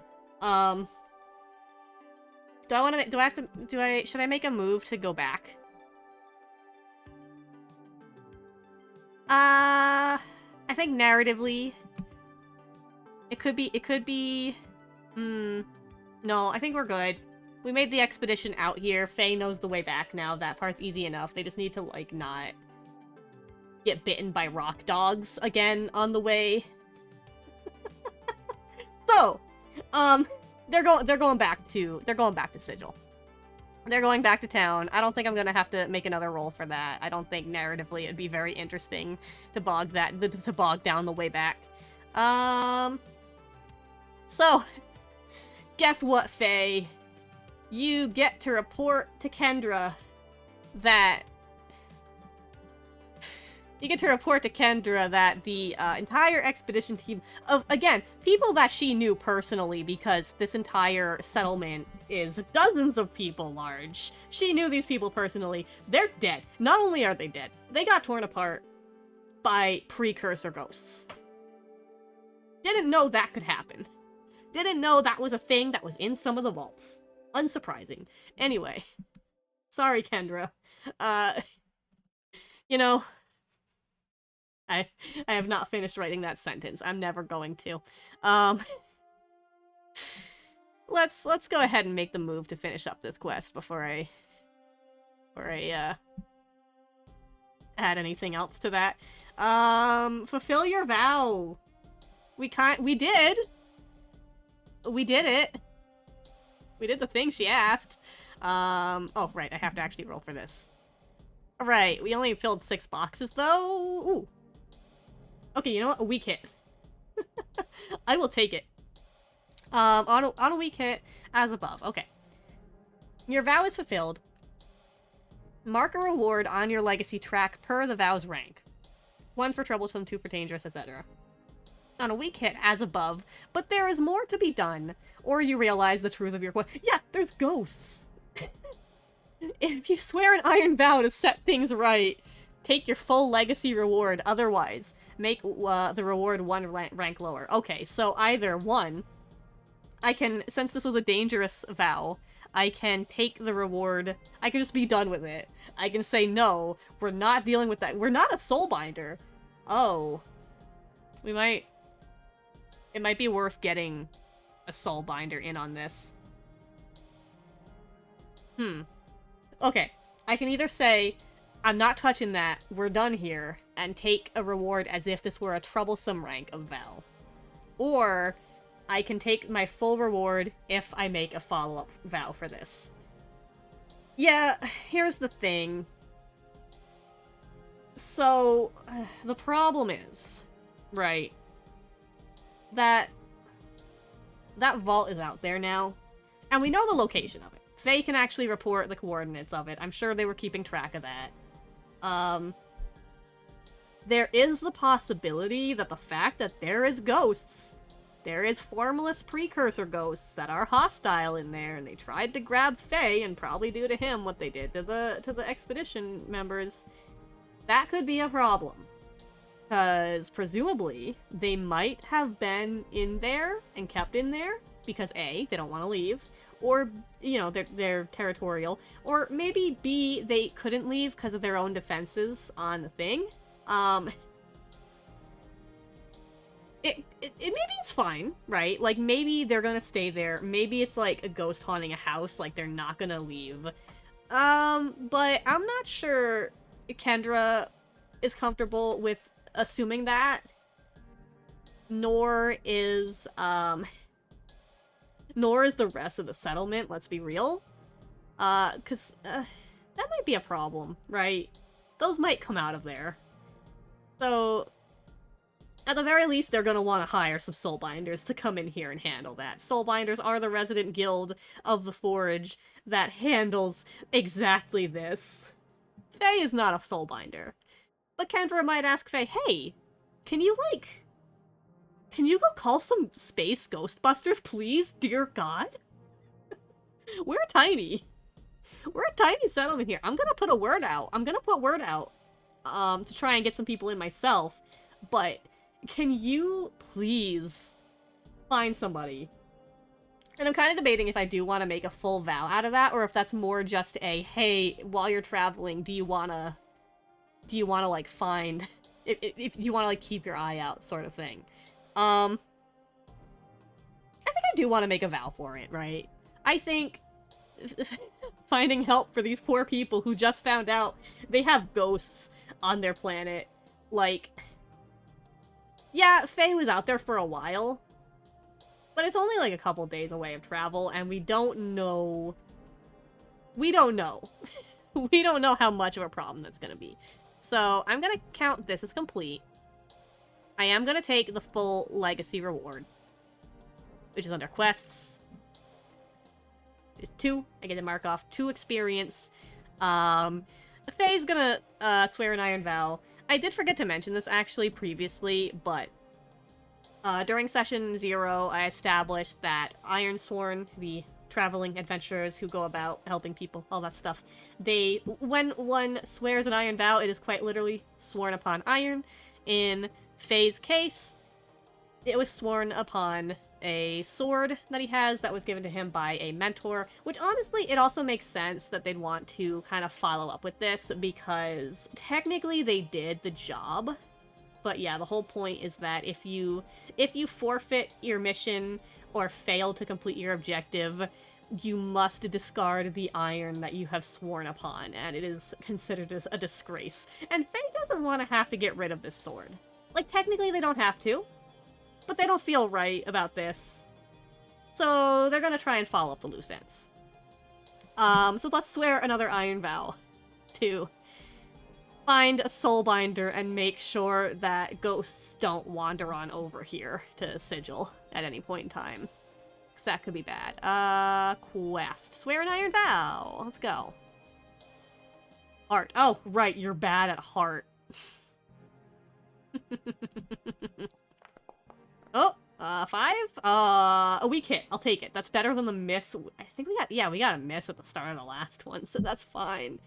You are determined, but begin your quest with more questions than answers. Like, where to find a soulbinder? Like, they're not just everywhere. Take +1 momentum and envision what you do to find a path forward. We're going to Koshiba, I think. So, okay, first off, +1 momentum. So I don't think anyone in Sigil, again, tiny place, similar to finding the location in the first place of the vault. I can't, just ghost. Just ghost. I think that if Kendra can't just go to one of her neighbors as like one of the wealthy founders of the settlement, or like the daughter of the wealthy founders of the settlement, if she can't just go to her neighbors and be like, hey, you know any soulbinders that can come over here and exterminate those ghosts real quick so they don't come over here and possess us? If she can't do that, nobody here has that information, I think. So, more likely, somebody over here in this settlement of Kashiba, which has a population of thousands of people, that's gonna be our best bet to find a soulbinder, or someone who knows where to find a soulbinder. Oh, we gotta go. We gotta go a long way. So, distances on the map, for the record, are pretty abstracted. They don't actually necessarily mean anything. But we are taking a journey. I do feel like Koshiba and Sigil, or their home planets of Daria and Tyrannus, while they are in the same sector, I definitely think they're not close. So, let me drink my water. Let me see here. So I think, did I full screen my OBS? Is that what happened when I did that thing that one time? Oops. I need to see, like, my taskbar and stuff a little bit over here. Okay, so I think I am going to take a quick intermission right now, and then we will resume when I come back. I'm gonna refill my water and stuff before we proceed with, actually, I've already been going for, like, 2 hours, come to think of it, but... I'm having fun, though. Yeah, I want to go a bit longer. Screw a reasonable sleep schedule. It's fine. Okay, I'm gonna be right back. I'm gonna go refill my water and stuff, and then we'll proceed for a bit longer. And I kind of want to at least see if we can get to Koshiba, maybe, or see if anything interesting happens on the way. So, be right back.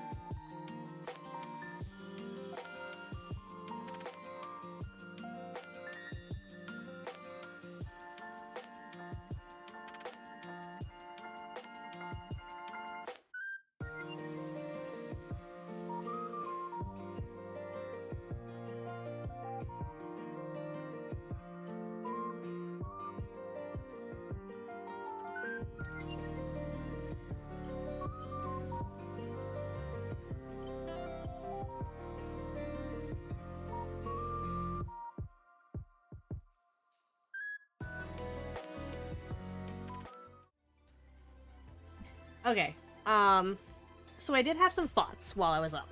So, first of all, among other things, we did come here and specifically took on this quest for Kendra because she was paying to have the Fall of Icarus repaired of the damages that I'm sure it's had before the campaign actually started, and, you know, tweak up its decals and its paint and all that.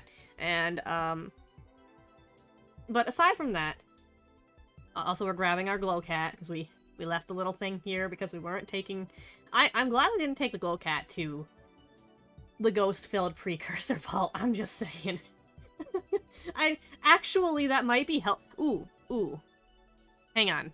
We have... Okay, so another thing that I thought of is that we have experience now. We have 4 points of experience. How do I mark... I wonder, how do I mark spent experience on this sheet? I'm not sure how to do it on here. But we could spend experience to upgrade some of our assets. Because I can upgrade my glow cat, right? Which, among other things, our glow cat can give us help when we endure stress. Which is really nice. The sweet glowy kitty. I think I'll think in between sessions on what I want to spend Faye's experience on. I won't decide that just yet. But the other thing that I thought of is that we did spend some time here with Kendra. By which I mean, we took on a job for her. Found out that a bunch of people she knows are dead. I'm sure she was, more than a little upset. Faye, with their one heart, is here just like, yeah, I'm sorry. Doing what he can to maybe break that news of kind of gentle. I'm sure he's not great at it. It's fine. But, and then on top of that, it has now agreed to take on a whole extra quest, kind of just to make sure that these people are okay and don't get eaten by ghosts. Kendra, you know, she's a little bit of a kind of. I mentioned that she is a bit of a conceited person. Definitely a, oh, I'm fantastic. Of course I am. I'm the wealthy daughter of one of the founders. But, like, I think she appreciates it, right? She appreciates it. This is her people. So I kind of want to see, can we do anything with this connection that we have with her? Can we develop our relationship? When you reinforce your relationship with your connection by doing any of the following: swearing a vow to undertake a perilous quest in their service, completing a quest to their benefit, leveraging their help in desperate circumstances, giving them something of worth, sharing a profound moment, standing with them against hardship, overcoming a test of your relationship. You may mark progress per the rank of the connection. I think this definitely qualifies. I think that's fair. So I gave Kendra her own little sheet here, but, and she is a quote-unquote dangerous rank. The rank names, of course, apply to connections, because your connections have ranks as well, which are basically a measure of how much effort and time it takes to develop that into a full-fledged bond. How tsundere are they, right? That's gonna take more work than a very openly friendly, happy person who wants to be your friend. Becoming enemies to lovers, or befriending the tsundere is gonna take a while. But I figure Kendra, she's fairly open. She's, you know, there's not a whole lot of resistance going on there to befriending her and everything. So I just marked her as like a dangerous rank, aka rank 2 out of 5. But I do also have her connection on the sheet here with Faye, so I think I'm gonna track it here for consistency's sake. So let's mark progress. Just, you know, making a note of that before we go. I think that's it, right? Like, that's largely it for that.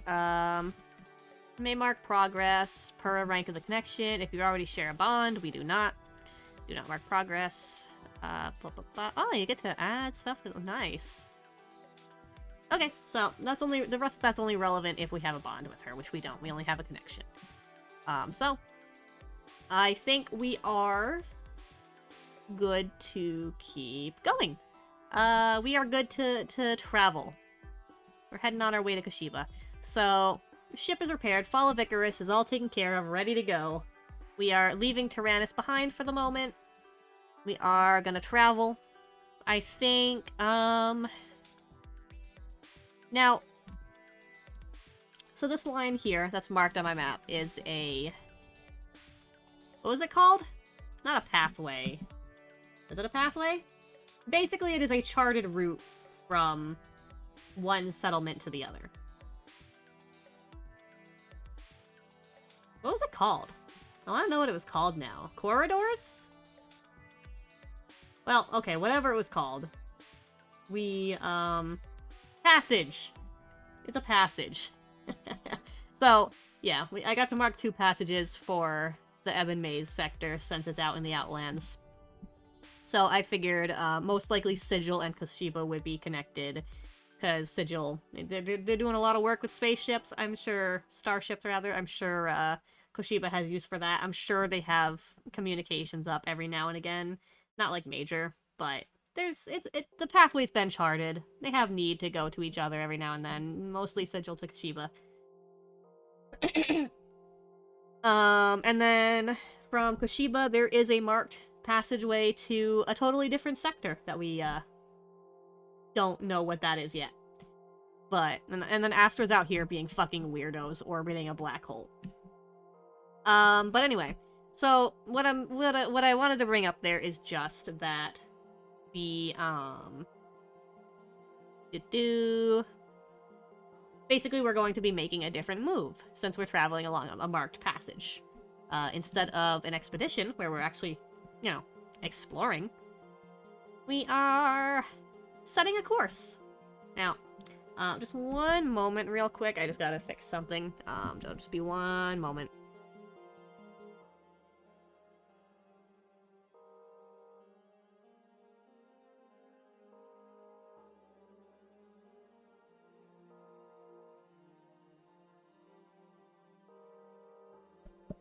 Okay. All good. So yeah, we are going to be setting a course instead of, undertaking an expedition, which is something that I've never done before. When you follow a known route through perilous space, across hazardous terrain, or within a mysterious site, roll plus supply. Oh, we should, I realized. Before we leave, let's restock on supplies and stuff, or try to. Let's sojourn. Sojourn? Sojourn, I think is the pronunciation. I almost forgot about that. Faye got a little bit fucked up. Mostly in terms of spirit and supply. Mostly in terms of their resources and their mental well-being. They did get bit by a rock dog. But yeah, so we're gonna sojourn first with the sigil here. We're basically, when you spend time recovering within a community, because it's gonna take a little bit for the Fall of Icarus to get repaired. So let's do that. You and your allies may each choose 2 recover moves. We can... allies, of course, only applies if we're doing co-op. But anyway, we can heal, hearten, repair, or resupply. Okay, good. Instead of rolling, assume an automatic strong hit for each. An individual move can be taken more than once. And that's with a strong hit. Otherwise, we're rolling hard for this. So, let's roll hard. Let's see where we get.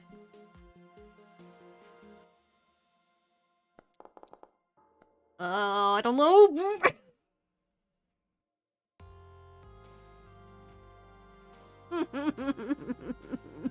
Fuck you. Oh boy. Complication. So we choose one of the following. The community needs your help. You guys already need my help. You have ghosts. The community needs your help or makes a costly demand in exchange for safe harbor. Envision what they ask of you. If you do it, or swear an iron vow to see it done, resolve this move as a strong hit. Oh. Okay. Or you find no relief and the situation grows worse. Pay the price. Now, I could use my fugitive asset to turn that into a strong hit. Because we're only at 1 tick on that clock. And to be fair, that might be fun to start poking at that. At the same time, we can just take a whole extra quest for these people. To be fair, we were asked Kendra. Kendra was the one who asked us for the first thing. It could be someone totally else, totally different who's asking us this.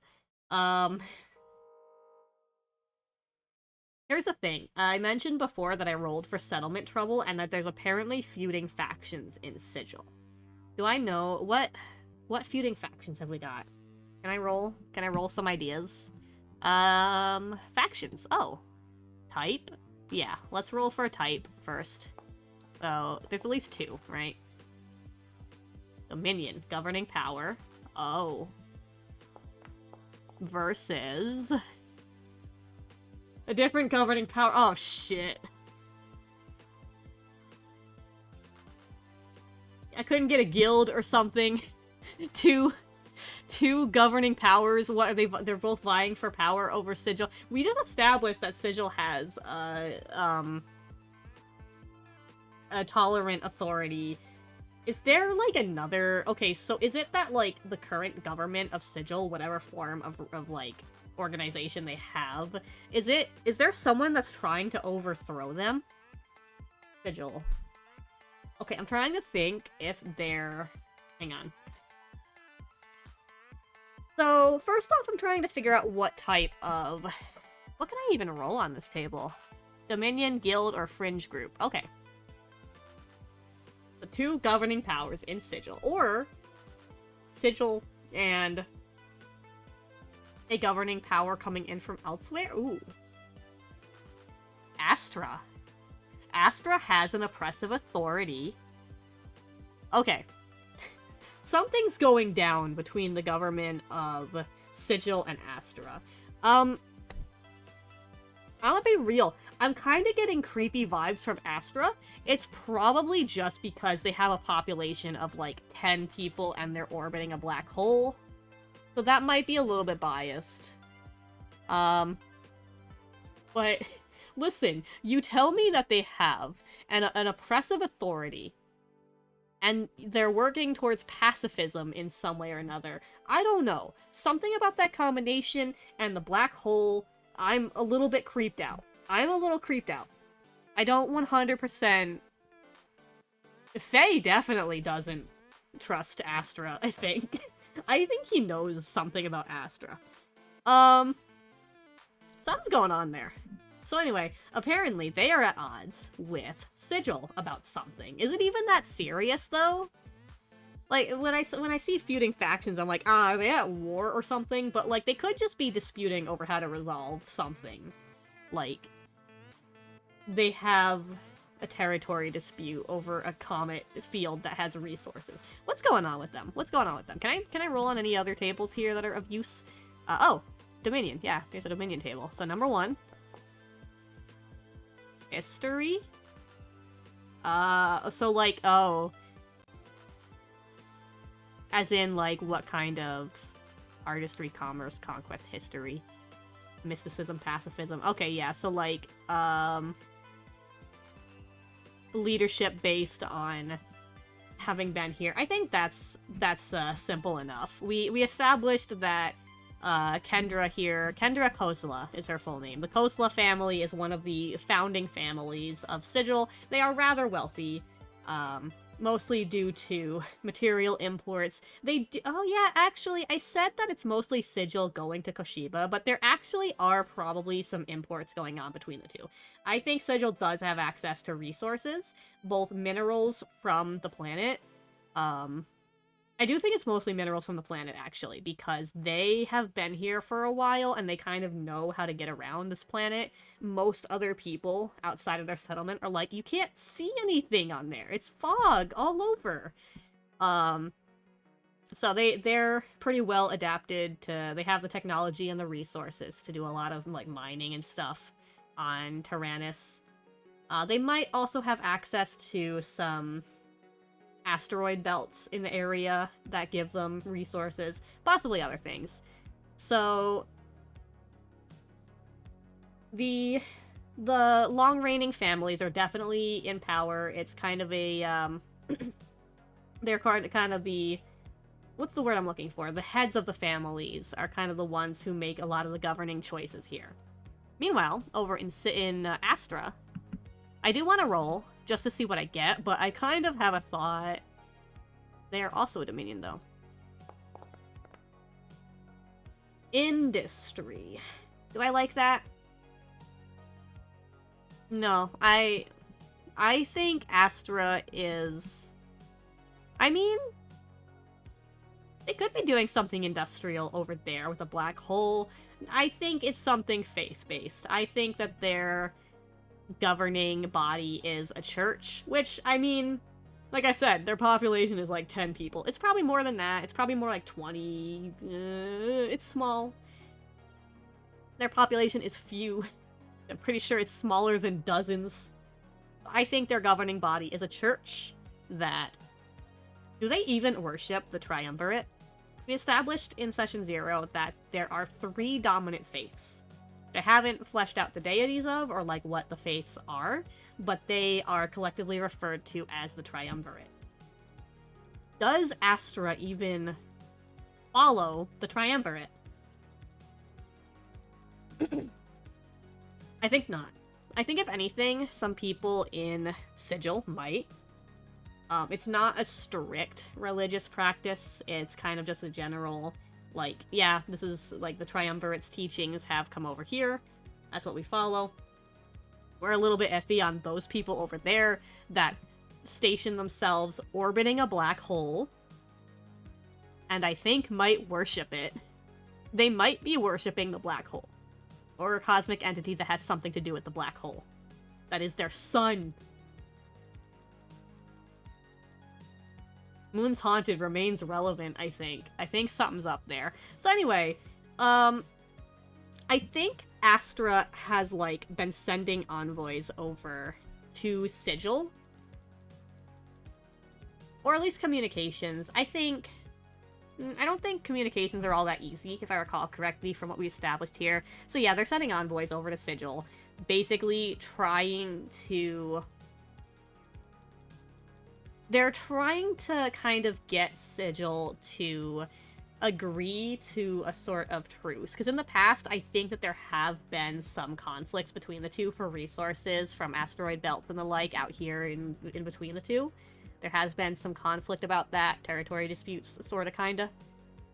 But I think Astra's sent people out to Sigil to be like, hey, maybe we can come to an agreement and everything's chill and you don't have to worry about it and we can, you know, agree to things. But I think something's up. I think something's up, or at least the people of Sigil think something's up, right? It's probably one of the other wealthy families. I want to roll a name for them. Let me see. Characters, name, family name. Silva. Okay, so we have the Silva family, who are another one of the founding families of Sigil. They probably heard word from Kendra about Faye, definitely. And they kind of want to, maybe a little bit too forcefully, maybe they're a little bit too stern in trying to get Faye to work for them. Like, hey, oh yeah, you're gonna go check out, like, one of our, you know, our, you guys got a hotel? What do you guys got? I'm sure they have, like, a hotel. Hotels are a thing, yeah? I'm getting a very fantasy space vibe. I wanted to say inn. You want to check out one of our inns? Oh, yeah. Hey, about that, though, before you do that, tell you what, you wanna, like, go check out what's going on at Astra for us? Maybe I'll put in a word for the innkeeper, if you do, or if you don't. Don't like that, don't like to hear that, but I think that's the vibe that Faye's getting from this family. Or a servant of the family who is sent to approach them. Basically, they're being told, hey, go check out Astra, and if you tell us you're not going to, we might just, tell our people not to serve you. We don't like that. We don't like it when people don't follow us. This is definitely getting brought up with Kendra. Kendra's like, yeah, the Silvas are assholes, but, like, they pay a lot of our... They're the ones paying a lot of the businesses here. So, like, yeah. They'll list. The businesses will listen to them. It sucks. I hate the Silvas already. Anyway, but the Silvas find it really weird that Astra is sending in envoys now of all times when there's previously been all these disputes. It's not the most unreasonable thing, but apparently Astra is just kind of weirdos, very strongly believing in this deity of theirs, always preaching it, kind of trying to get the Sigil people to convert. And the Silva family is suspecting that Astra's gonna try and get them to convert as part of this agreement. And they don't want to have to deal with that. They want to know what Astra's doing. So, If anything, they're probably gonna have Faye say that he's a return envoy to talk, to hash out details. Do they want to agree? Do they want to agree to this? Actually, now that I've hashed out the details, does Faye even want anything to do with this? I'm interested. I'm interested plot-wise, but like...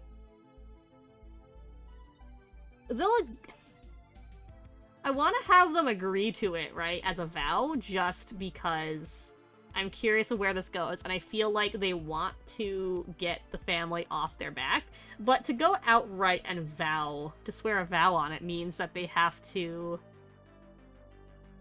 swear on their sword, and if they don't do it, Iron Honor demands that they give up their sword. But at the same time, the Silva family's pushing it. Silva family's pushing it. Faye doesn't like it. But the Silva family is pushing it.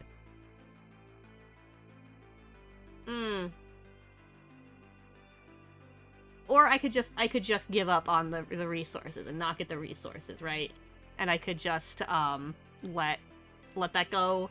But also maybe check out Astra just not as an official vow, just kind of see what's up. I think I want to... Being GM and player is hard. I think I want to, I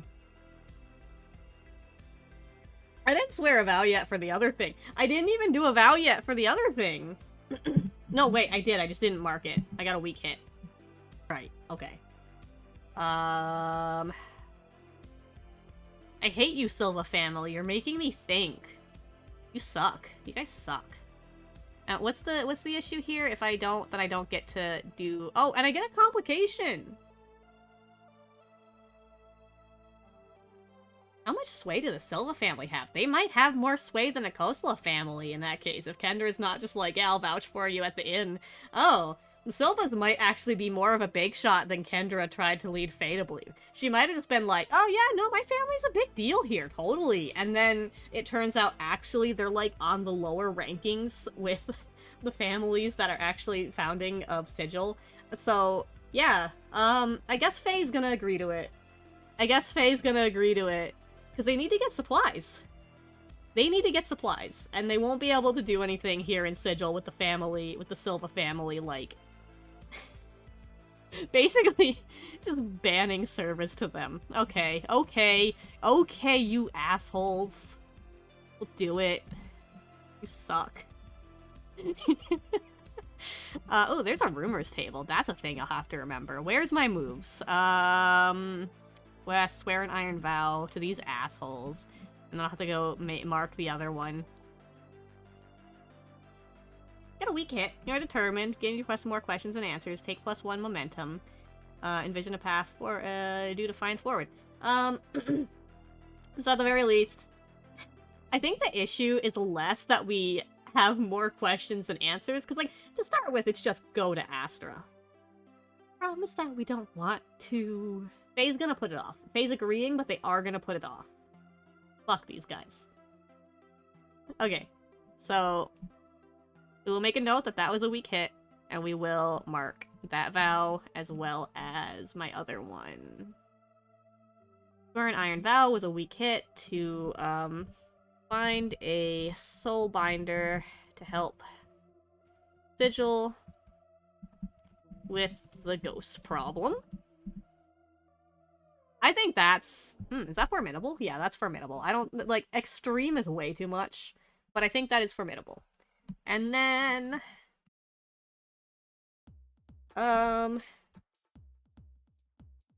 check out what's going on with Astra. What a way to phrase that. I think that's dangerous. I think that one's dangerous. I don't think there's gotta be anything too complex. Alright, so I think I just spent like 20 minutes just debating with myself over whether or not to even... like, the logistics of these families and whether or not to agree to the bullshit that the Silvas are putting us through. But we're agreeing, but we're putting it off. We're focusing on the Soulbinder thing first. Okay. So, Okay, but we did agree, so we get to actually get a strong hit out of that Sojourn loop. That was the trade-off. And to not have a complication come from it. I could have just turned it into a strong hit with Fugitive. But no, this is more interesting plot-wise. I do want to go to Astra. I do want to find an excuse for the plot to go to Astra. So we get to make 2 moves here. This is a safe refuge. You and your allies may each choose 2 recover moves. I think Hearten is a good priority. Even after that little bit of bullshit. So we're gonna do that one. Instead of rolling, assume an automatic strong hit for each. An individual move can be taken more than once. Ooh, okay, so we're gonna Hearten, and I think we're gonna resupply. So, let's see, recovery.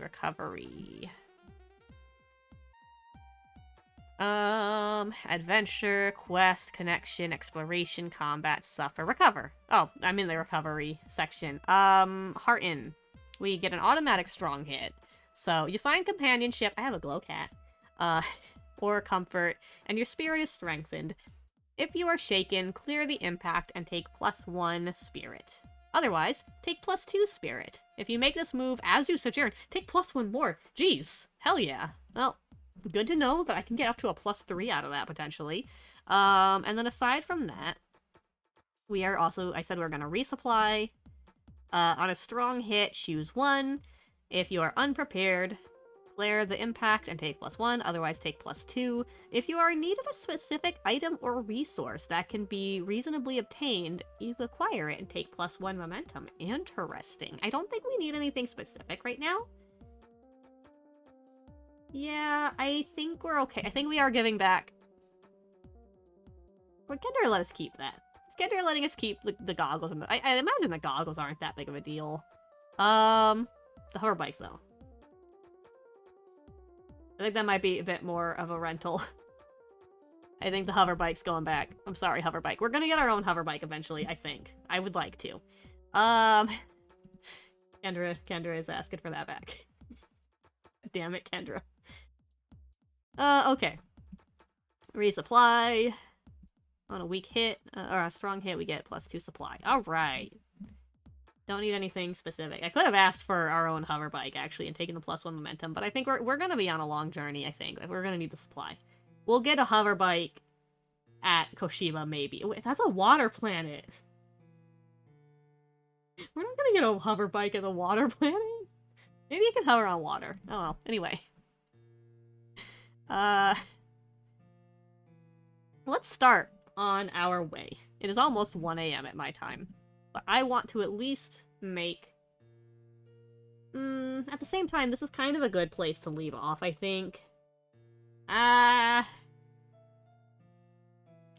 guess. I don't want to, though. I don't want to stop playing. But I have work in the morning. I guess I will call this the end of the session. But before I do that, there is a end a session move. Also, there's take a break, which I think is related.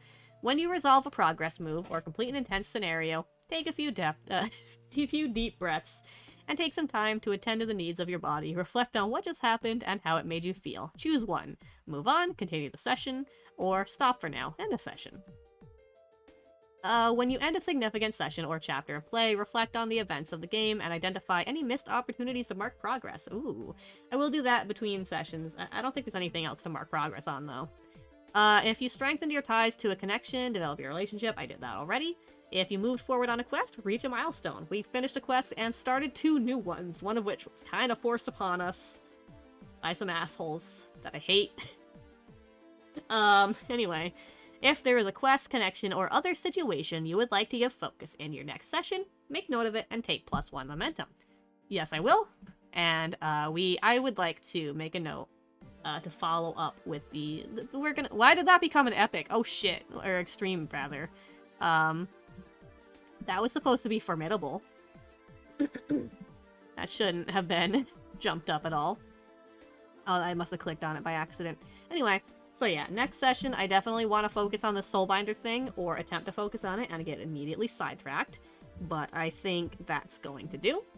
I am going to... Do we have anyone going on that we can potentially raid? Maybe? Hmm? Who we got? Who we got?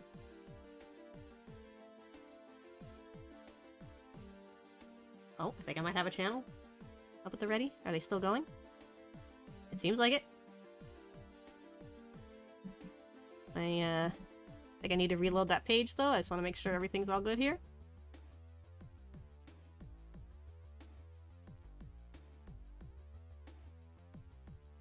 Okay, I think they are still streaming, or at the very least, I want to catch them before they end off. So, we're gonna go ahead and raid, Channel Guinevere, who is streaming some Monster Hunter Rise. Very fun.